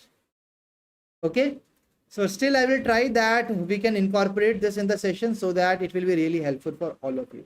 Clear? So thank you so much for your valuable feedback and the suggestion, Aki. Now let's get back to the session. So India's tariff liberalization and safeguards. India has offered the tariff liberalization on 77.79% of the tariff lines, covering 94.81% of the imports. Guys, what is this tariff line? The tariff lines are basically the different products which are the part of the agreement. Clear? So there is no such a technicality about the tariff line. These are just the different lines of the products which we are going to export and import with that particular country. Now there is a sector specific market access also. So we will be exporting and importing the marine products also, which include shrimp, fish, cuttlefish, which will receive immediate duty-free access in Oman.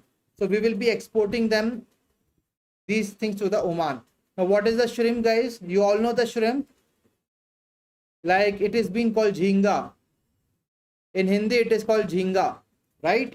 So the people who are living in the coastal states, they must be aware of it, or the people who are having the non-vegetarian eating habit, they must be aware about this, about the shrimp, right?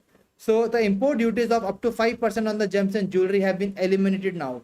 See guys, now from the 1st of June 2026, the 5% duty which was there on the import of the gems and jewelry, it has now been eliminated. The duty-free access has also been provided for the products such as honey, condiments, cashews, basmati rice, butter, and the sweet biscuits. Now there will be a separate zero duty access for the pharmaceutical products as well.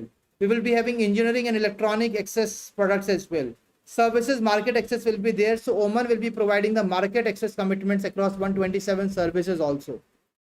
Then my dear friends, we will be having the professional mobility commitments as well. That means that the people of India who are working in the corporate and they are going to the Oman, so they will be having no extended stays there. Similarly, the people who will be coming from Oman to India, some kind of benefits will be provided to them as well. Like you can see here that for the business visitors can stay in Oman for up to 90 days. So the people who are going for the business purposes from India to Oman, now they can stay in Oman for a period of 90 days. The independent professionals can go there for 180 days. The intra-corporate transferees can stay up for 4 years. So this is basically the new timeline of the mobility provisions. Clear everybody? So I hope that this part is very much clear to all of you. Now my dear friends, a very big problem was being faced by the Indian exports. What exactly it was that when you export, let's take an example my dear friends, that we at chapters have given you the current affair document, right? Let's take an example, we have given you the current affair document. Now when the current affair document is coming to you, let's take an example, we provided you the document of the June 2026. Now you try to verify all the data of that current affair document, right? And you spend the complete 1 month in verifying the data. So when you will be spending that much amount of time in verifying the data, now all the articles of the June month are quite very old, right? So, and now there is a lag which is now created in your preparation as well. So that means you need to make a trust, right? You need to trust us that if we are providing you the current affair document, then you are able to, you just cover it so that there is no lag and you are not wasting your time on just content verification, because we are already doing it from our end. Similarly, what was happening is that when India was exporting the products to the Oman, so they were basically testing these products, and during the testing, what was happening? The shelf life of that product was decreasing, right? And as a result, what was happening there? So now it was only available for limited amount of time for the sale, and it was also taking a lot of time to be available in the markets.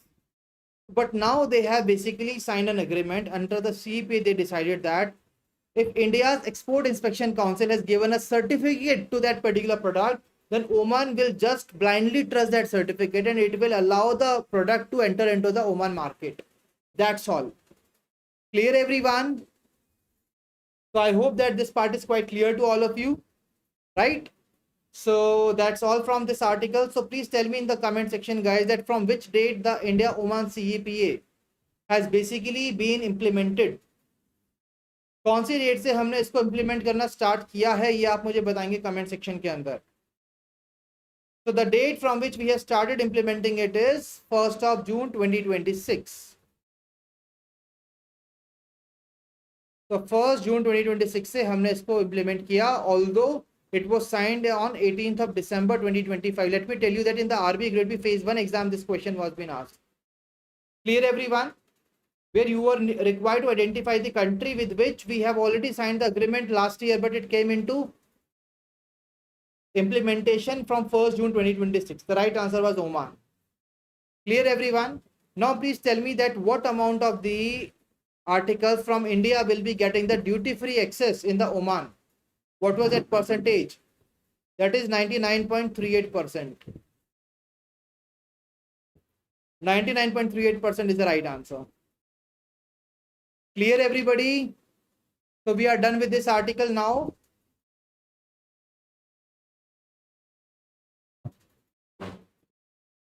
I can see in the chat box, everybody has given me the right answer to this question. Absolutely right. Now let's move ahead to the next part. So India's seafood exports reached a record high in fiscal year 25-26. So my dear friends, till now we were discussing about this, about the seafood, right? Like we talked about the shrimp, prawn, fishes. Now we are talking about that data only. So we have received a record high exports. We have reached a record high exports of the India's seafood exports in the fiscal year 25-26. So guys, India has exported a 19,72,018 metric tons of seafood worth 73,890.46 crores during the fiscal year 25-26. So India ने कितना export किया है? 19,72,018 metric tons of seafood. Are you guys getting it? India exported 19,72,018 metric tons of seafood during the fiscal year 25-26, which is an all-time high in both volume and the value. Now let me tell you that if you are preparing for RBI phase 2, then this data is important for all of you. But if you are preparing for NABARD Grade A phase 1, then this data is not important because this is volatile, right? It can be updated in the upcoming timeline, right? So the US and China remain the principal importers of the Indian seafood through the year. So which were the principal importers for India? These were US and China. So US और China India के principal importers थे. Frozen shrimp as the leading export item. सबसे ज़्यादा किसका export हुआ दोस्तों? That was the frozen shrimp. That is frozen झींगा that I already told you about, right? Frozen झींगा guys. जो थोड़ा सा कुछ ऐसा होता है.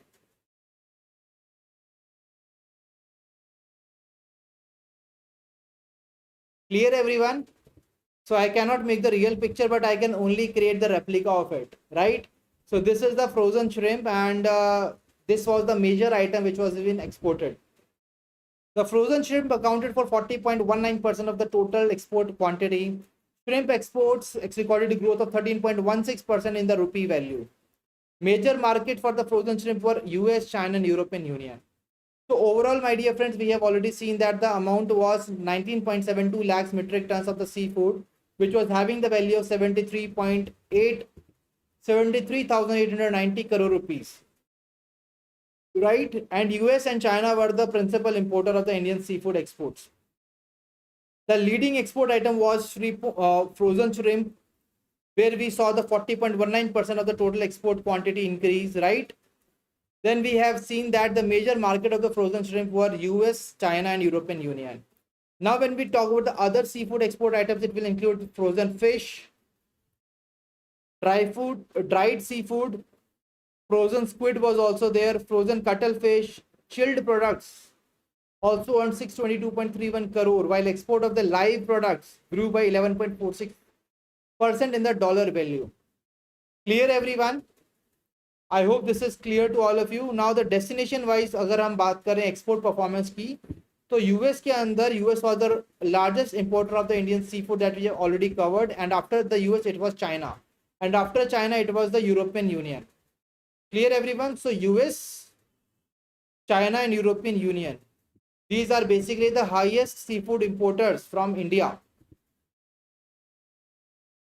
I hope this is clear to all of you, my dear friends. When we talk about the top 3 ports which are responsible for the seafood export of the country, it includes Visakhapatnam, Jawaharlal Nehru Port Trust, and the Kochi. These are the 3 ports which are the top 3 ports which were handling the seafood exports cargo from India. Clear everybody? I hope that this part is quite clear to all of you. Now let's move on to the next news article. The Ministry of Corporate Affairs has amended the CSR rules. My dear future officers, first of all, you need to know that what is the CSR. What is the CSR? Then only you will be able to understand this news article. So what is the CSR? Can anybody tell me? CSR? Let me tell you guys that there are so many, we are talking about the entrepreneurship. There are so many businesses in our country. So many companies in our country.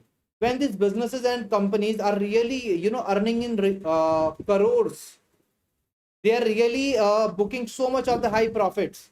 So government of India said that, see, in addition to, sharing the dividends, profits, and distributing the profits to their shareholders, you are also having the responsibility towards the society as well. आपका एक कर्तव्य है society के लिए भी, right? And you need to invest a certain amount, a certain proportion of their profits on the society welfare activities. It can be like providing electricity, like investing in the project which is working on providing electricity for school in the rural areas, right? Increasing sanitation facilities in the rural areas or in the underserved areas, right?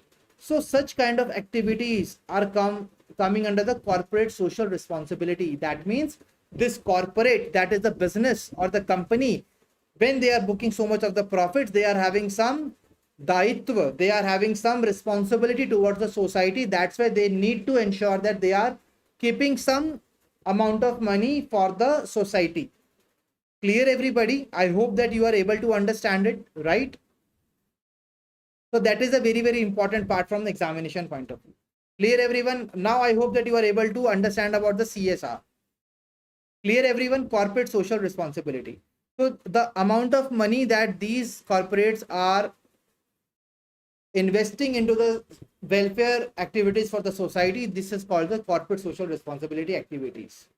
Clear everyone? Now my dear friends, let me tell you that government of India has now allowed, they have changed some rules regarding the corporate social responsibility. They said that, see, you are not just required to invest directly into any activity. What you can do, we have created a social stock exchange, right?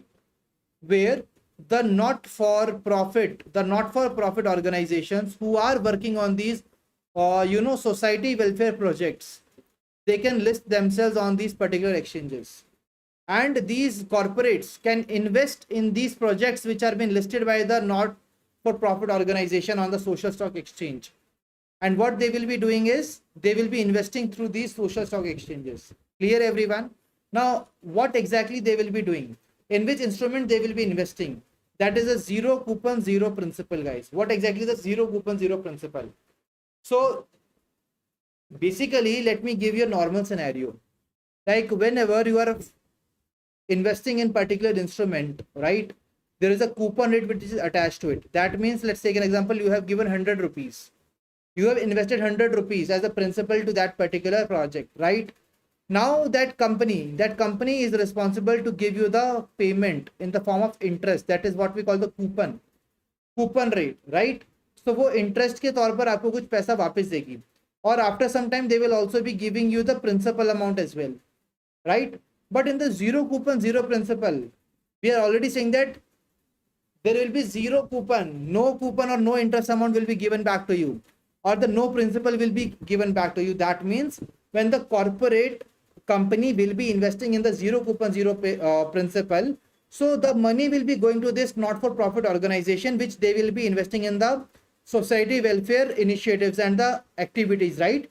But they won't be getting any coupon rate on that. That means they won't be getting any interest on the payment of that, right? And neither they will be receiving the principal amount even, right? Neither they will get the principal back, neither they will be getting any interest payments on their investment. The money that they have given is totally a daan, guys. What is a daan? That they have given it in the charity. Clear, everyone? They have donated that money. So to facilitate the new mechanism, MC has incorporated the definition of not-for-profit organization from Regulation 292A of the SEBI Issue Capital and Disclosure Requirement Regulations 2018. Now the CSR spending through the zero coupon, zero principal instruments, companies can now allocate up to 10% of their annual corporate social responsibility expenditure through subscription to zero coupon, zero principal instruments. Let's take an example. That particular company was about to, invest 100 rupees in the corporate social responsibility, right? Now out of this 100, 10%, up to 10%, that means rupees 10.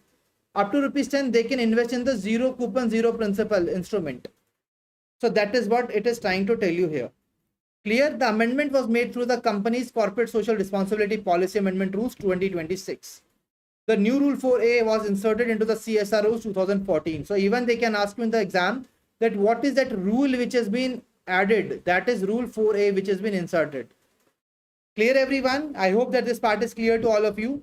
Now the eligible NPOs and social stock exchange. The amendment allows CSR activities through the zero coupon, zero principal instruments which are issued by the eligible not-for-profit organizations registered with the social stock exchange segment of the recognized stock exchanges. Now the Schedule 7 inclusion, my dear friends. Schedule 7 of the Companies Act 2013 was amended to include subscription to the zero coupon, zero principal instruments. See guys, whenever we want to bring such kind of rules and regulations come into play, we are also required to ensure that all the related rules are also been amended. That's why you can see that there are so many amendments has taken place, right? Like Schedule 7 inclusion is there, Rule 4A has been inserted, right? So this is what we are really required to retain. We are really required to remember from examination point of view. Clear, everyone? This part we have already covered from examination point of view. There will be impact assessment exemption will also be there. So these instruments which are invested in the zero coupon, zero principal. So now we are blindly, having the faith that these are being invested in the right places. So there is no requirement of any impact assessment of that, right? What is the impact assessment? That means if I am investing 100 rupees, even 100 rupees in any project, guys, I will be seeing now that what impact it has created, right? Just for my surety that what the amount of money that I have given. So that particular amount of money has been invested really for the good social cause, right? So that is something. So now they are no more, they are now exempted from undertaking the impact assessment. Otherwise, SEBI has said that, see, you are really required to do the impact assessment of the money that you have given as a part of the corporate social responsibility. Clear, everyone? So the project duration and the fund transfer requirement, the issuing not-for-profit organization must undertake projects with a duration of not more than 3 succeeding financial years from the issue of the instrument. Any unspent amount after termination of the listing must be transferred to a fund included under Schedule 7 of the Companies Act. So my dear friends, the applicability of this particular rule will be, the amendment will apply to companies covered under Section 135 of Companies Act 2013. A very, very conceptual question that can be asked to all of you, that what exactly is the section under which the companies which are the part of this section of the Companies Act 2013, they will be eligible to take the benefit under this particular new initiative which has been launched.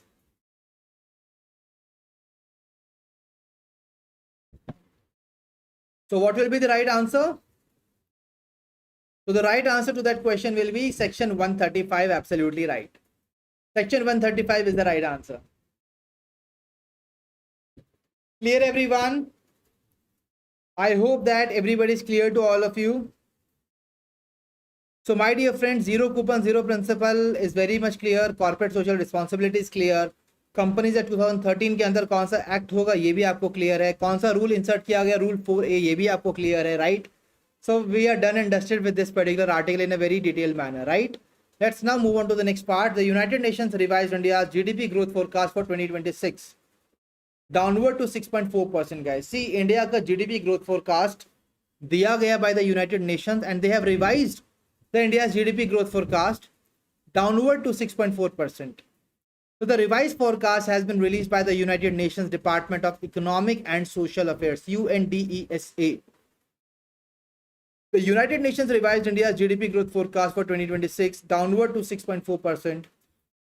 India's growth projection for 2026 was reduced from earlier estimate of 6.6%. तो जो India का growth projection था for 2026, earlier it was 6.6%, now it has been reduced to 6.4%. Clear?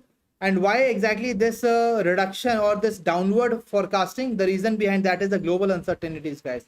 The economic shocks to which India is not resilient to. That is why India's GDP growth forecast has been downgraded by the United Nations. And when we talk about the 2025, it is 7.5%. For 2027, it will again expected to increase to 6.6%. So for the 2025, what exactly it is, please tell me in the chat box. 7.5%. For 2026, it will be 6.4%. For 2027, it will be 6.6%. Absolutely right. When we talk about the global GDP growth rate, it will be 2.5% in 2026. Clear, everybody? Now let's move on to the next news article, that is the Global Wind Report 2026. So the Global Wind Report 2026 is basically telling us about the global wind energy installations across the world, right? What is the India scenario? How much installation capacity we have added in our country? So the Global Wind Energy Council has released the report, Global Wind Report 2026. And when it comes to the India related energy installation in terms of the global wind energy, guys, so India added a record 6.3 gigawatt of the wind power capacity in 2025, right? According to the report. According to the Global Wind Energy Report, according to Global Wind Report 2026, India has added 6.3 gigawatt of wind power capacity. And India became the world's third largest market of the new wind installations in 2025. तो नए installations में India third largest पे है और total India ने कितना power capacity install किया, add किया, that is 6.3 gigawatt. Now it has basically doubled from the previous year, guys. Earlier it was 3.4 gigawatt. Now it has been doubled to 6.3 gigawatt in 2025. India's cumulative installed wind power capacity reached 54.5 gigawatts. See, guys, here we have covered the two data. One thing is the total wind power capacity of the country, that is 54.5 gigawatt, right? And when we talk about the capacity which has been added this year, that is 6.3 gigawatts. With the addition of 6.3 gigawatt, it became 54.5 gigawatt. Clear, everyone? When we talk about the global wind capacity addition, so globally, world has added 165 gigawatt of the wind capacity in 2025. And the global addition included 9.3 gigawatt of offshore wind capacity, reflecting 40% year-on-year increase. Guys, what is the offshore wind capacity? You know, on the seashores, the wind speed is very, very high. So we install the wind turbines. We install the wind towers on these seashores and we really get the most out of them. Clear, everyone, in those areas. Now, when we talk about the top wind market globally, which are the top wind markets globally? These are China, US, India, Germany, and Brazil. Guys, I already told you that India is on the third number. So China, US, India, Germany, and Brazil together accounted for 86% of the global new wind capacity additions in 2025. Clear, everybody? Everyone able to understand this article in a comprehensive way? So we are done with this report. Now please tell me in the 2026 what is the amount of the global wind capacity, the wind capacity additions which are being added by India. What is that right answer?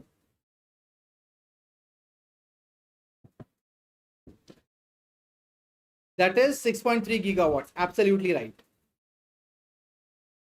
Clear, everyone? I hope this is clear. Now let's move ahead to the next article. That is the SEBI has reduced the minimum investment amount for social impact funds. My dear future officers, just recently, just one article before the last article, we discussed about the corporate social responsibility rules, right? And I told you that there some rules has got changed. Let me tell you that in the social impact fund also the rule has got changed.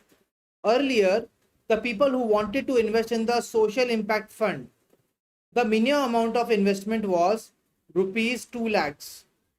So guys, if you and me want to invest in that social impact funds, how will we do that?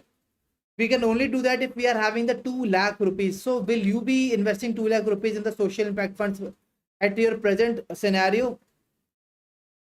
I think you can do that if you are having, around 1 or 2 crore rupees in your accounts, right?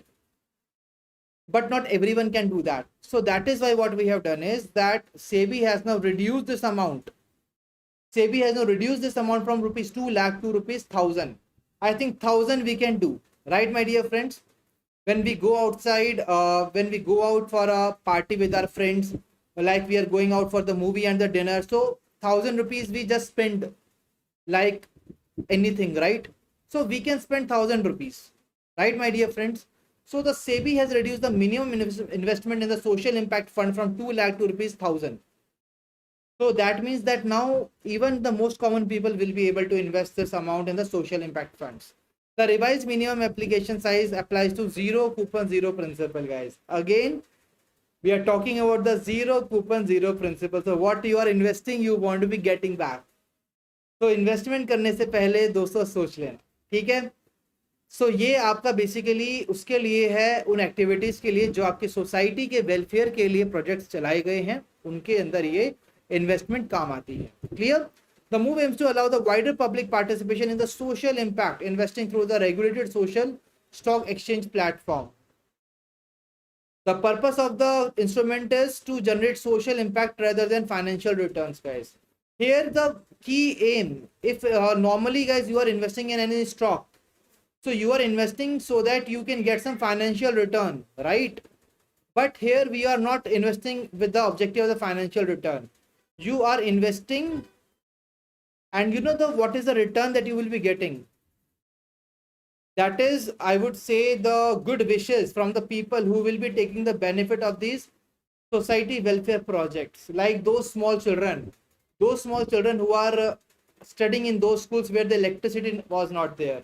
Now they are having the electricity. Now they are having the good, good quality of the drinking water. They will be giving you the wishes, right? So you will be in their prayers now, right? So that is the biggest return that you can earn anytime, right, my dear friends? So that's why we have come up with this social impact funds. Now there will be relaxation in the fundraising norms. SEBI has eased fundraising norms for the social projects by allowing project to proceed with 50% funding instead of the earlier 75% requirement.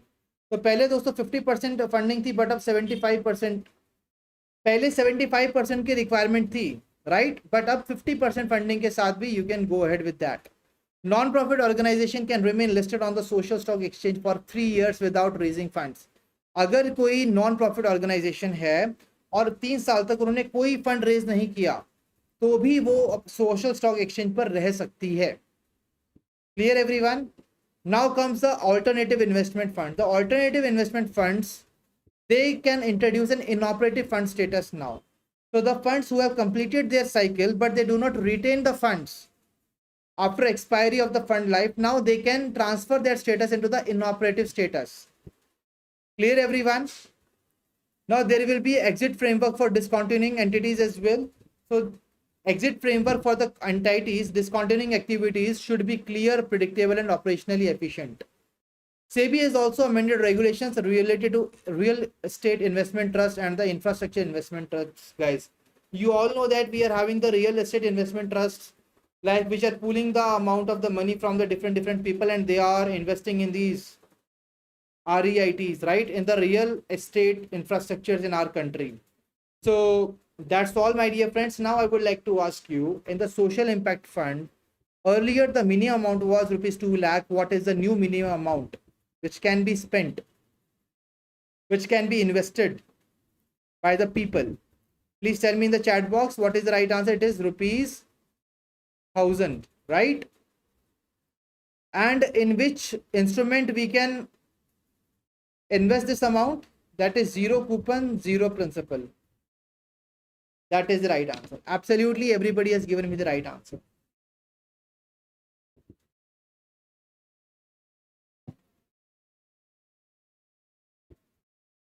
My dear friends, let me tell you that this is outside the context of this session, right?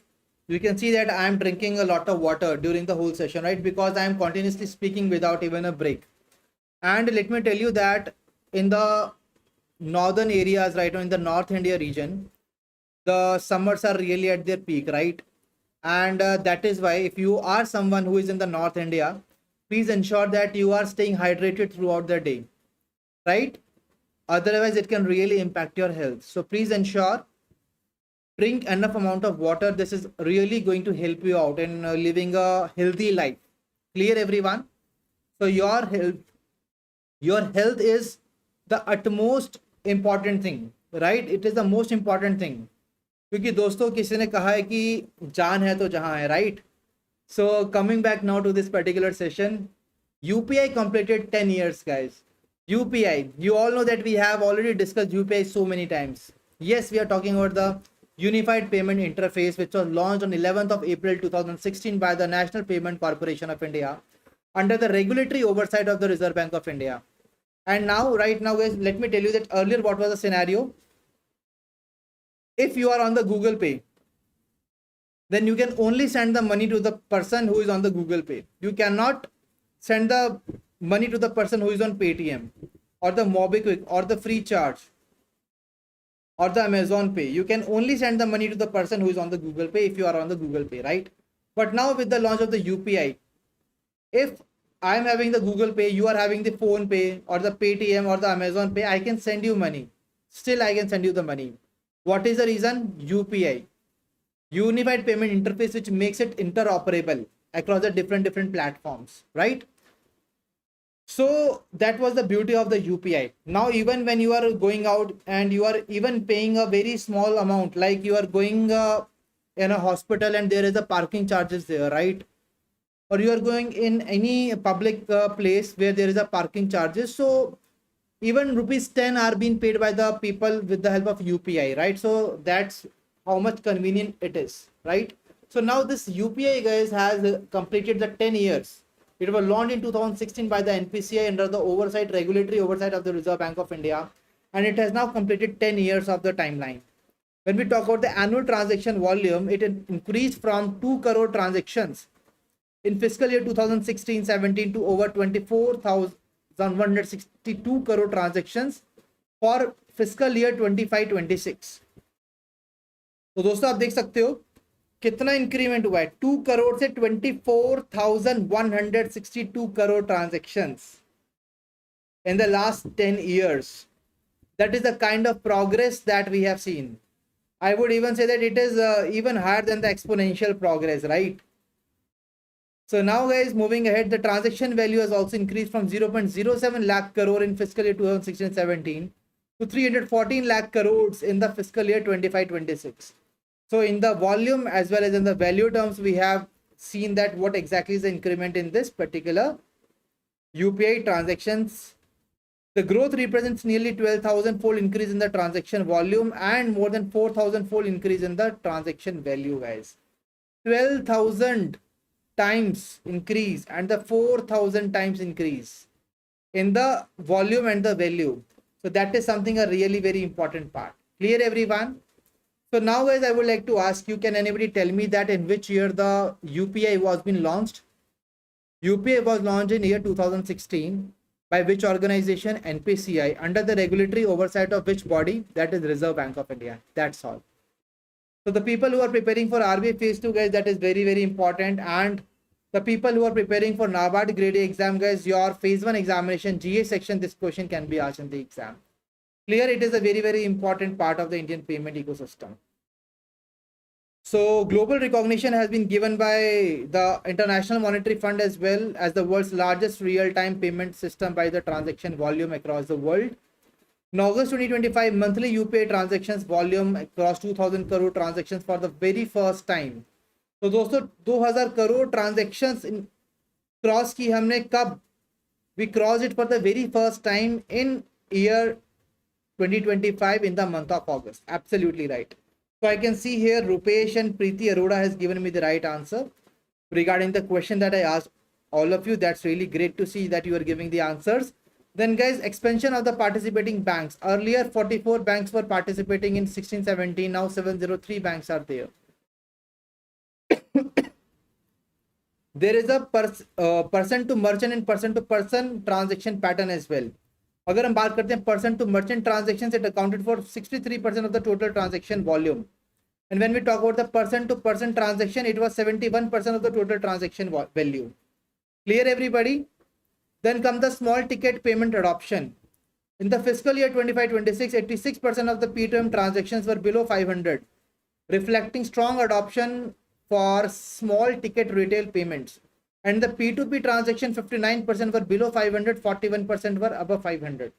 So you can see here that there are different trends in the different kind of transactions, like below 500 rupees, above 500 rupees.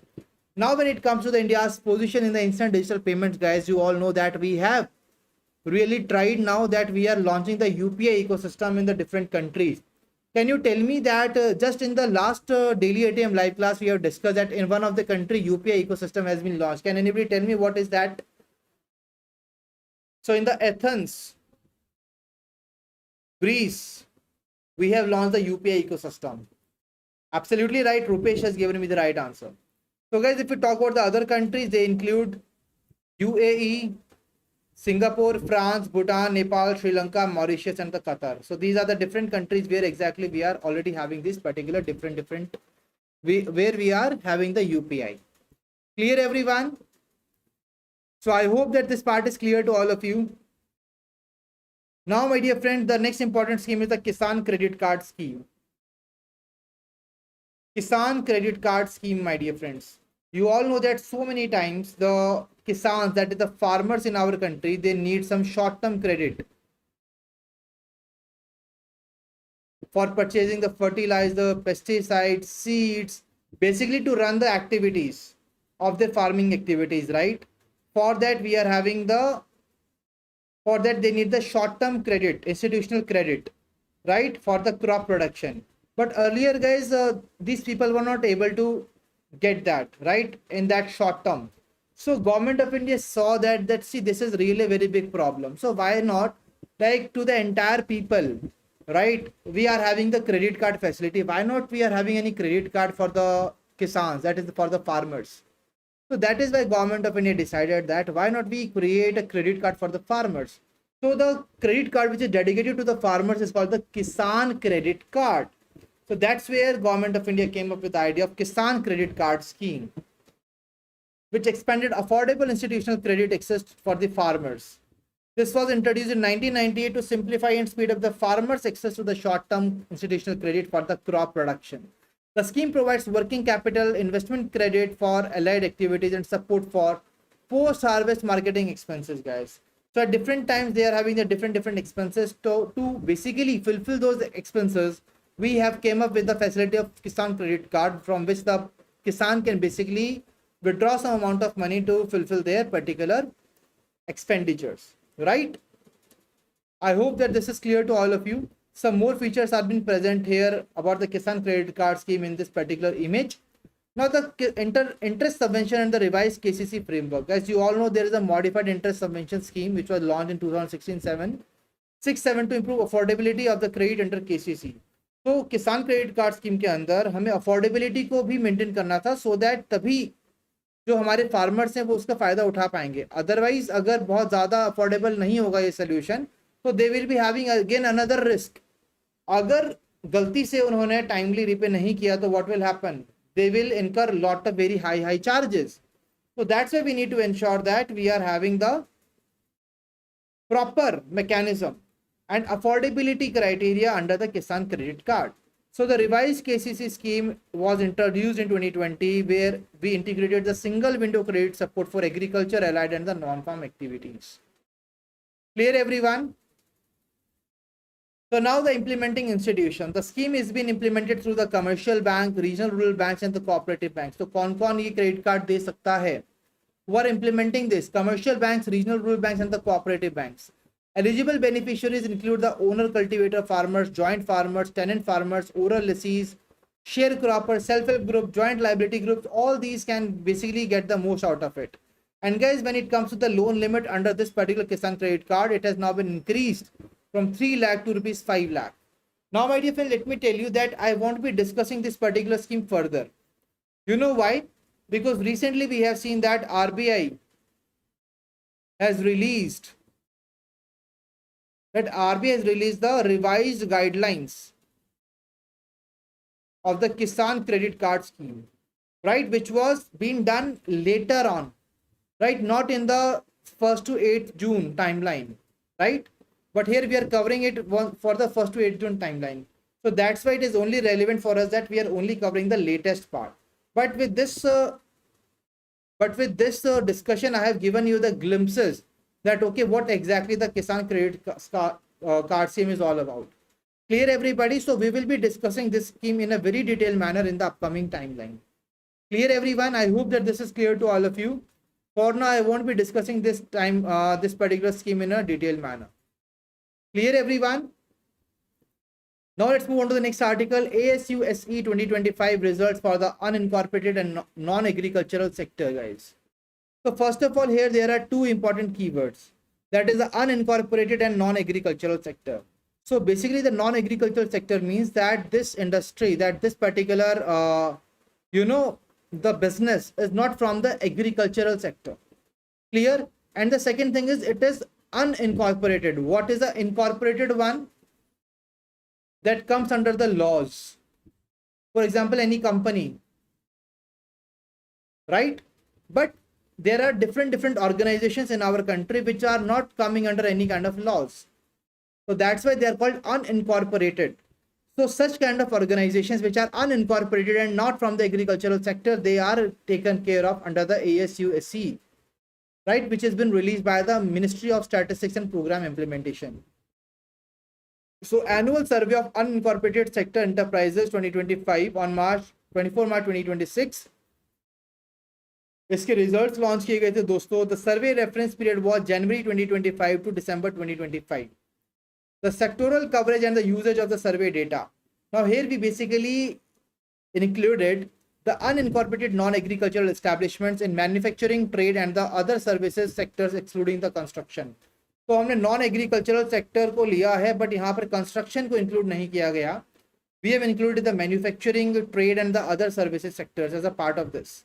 And now guys let me tell you that this annual survey tells us about the key insights about the unincorporated non agricultural sector. अब आपके मन में आ रहा होगा कि sir ये बताता क्या है, हमने बहुत पढ़ा ASUSC ये है क्या, बट ये बताता क्या है हमें. So basically it will tell us that what exactly is the trend in such kind of unincorporated enterprises. Basically, their number has increased or decreased. The number of people working there has increased or decreased. Clear everyone? Their output has increased or decreased. So all these things we cover under this particular survey. So the total number of establishments increased from 7.34 crore to 7.92 crore according to this particular survey. तो 7.97% का growth rate के साथ it increase from 7.34 crore to 7.92 crore. The sector wise establishment growth was led by the other services at 10.29%, followed by the manufacturing at 6.48% and trade at 6.18%. Clear everybody?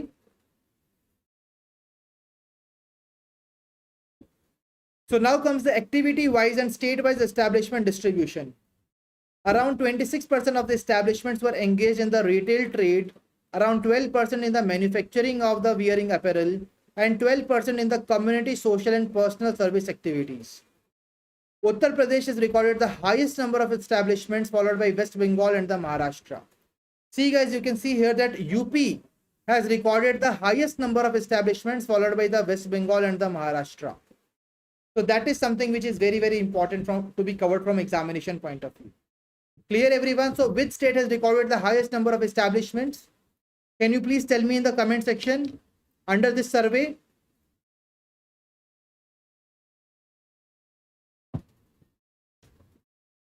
That is Uttar Pradesh, followed by West Bengal and Maharashtra. Absolutely right. Now, how much value addition has been done by these companies? This include the gross value addition has been increased by 10.87% in the current prices. Clear everyone? Now, what is the value addition, my dear friends? Let me help you to understand it with the help of an example. Let's take an example that you have brought some, flour, that is atta, to your home, right?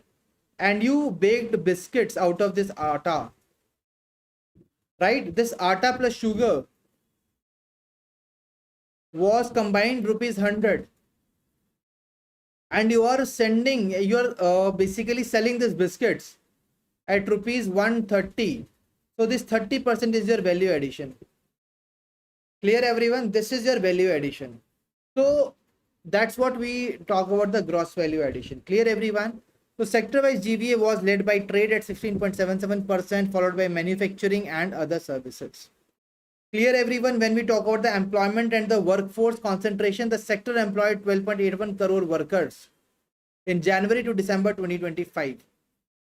Clear? So यहाँ पर हमने number of establishments को भी cover किया, हमने cover किया gross value addition, we covered about the employments which are being given by this particular sector. Now, female workforce participation has also accounted for 29% of the total workforce. 22% of the female workers were engaged in the manufacturing of the wearing apparel. Female-led establishments, guys, they are now more than 60% of the establishments in the manufacturing sector. Registration and formalization has taken place. 37.5% was the number in 25, right? 2025. Last year, the number was 37.2%. So it has also increased. That means more and more enterprises are getting formalized. Now comes the internet usage. How much establishments are using the internet? So internet usage has also seen that it has increased from 17.94% to 31.06% in the rural areas, and 37.01% to 48.94% in the urban areas. So that is the increment in the increase of the internet usage in these establishments. Clear everyone? Then come the fixed assets and the institutional credit. So average fixed assets per establishment increased from 3.24 lakh to rupees 3.42 lakh in ASUSC 2025. Clear everybody? So can you please tell me in the comment section that what exactly is the total number of establishments? It has increased or decreased? It has increased by 7.97%. Absolutely right. What is the name of the ministry which has launched this particular report? That is Ministry of Statistics and Program Implementation. That is also right. Clear everyone? So we have already covered that. Gross value addition also increased by 10.87%. Total number of people who are employed is 12.81 crore rupees. That's all. So my dear future officers, I believe that today we have covered 22 articles and almost 30 pages of this 1st to 8th of June. Right, my dear friends? Now today, what is your homework? Please try to revise this 22 articles. Clear everyone? So now the part 1 of this 1st to 8th of June is quite done. Tomorrow we will be having the part 2 under this particular session. Okay, my dear future officers, I hope that this part is clear to all of you. That means that this is the end of the session. This session was almost around 2 hours or 20 minutes, right? But I believe that everybody of you has enjoyed the session. We have discussed so many very interesting articles here from the first week of June 2026, right? So in a very good manner, we have discussed them. And now I will be meeting you in the next session. So that's all from the today's session. So my dear friends, please ensure that you are doing the homework. And now till the time we are coming to tomorrow with the new session, till that time, stay happy, stay healthy. Wish you all happy learning. And if you are having any more doubts regarding this session or any feedback regarding the session, you can definitely tell us back in the comment section of this session. Okay. So thank you so much, everybody, for joining the session. Now let's meet tomorrow.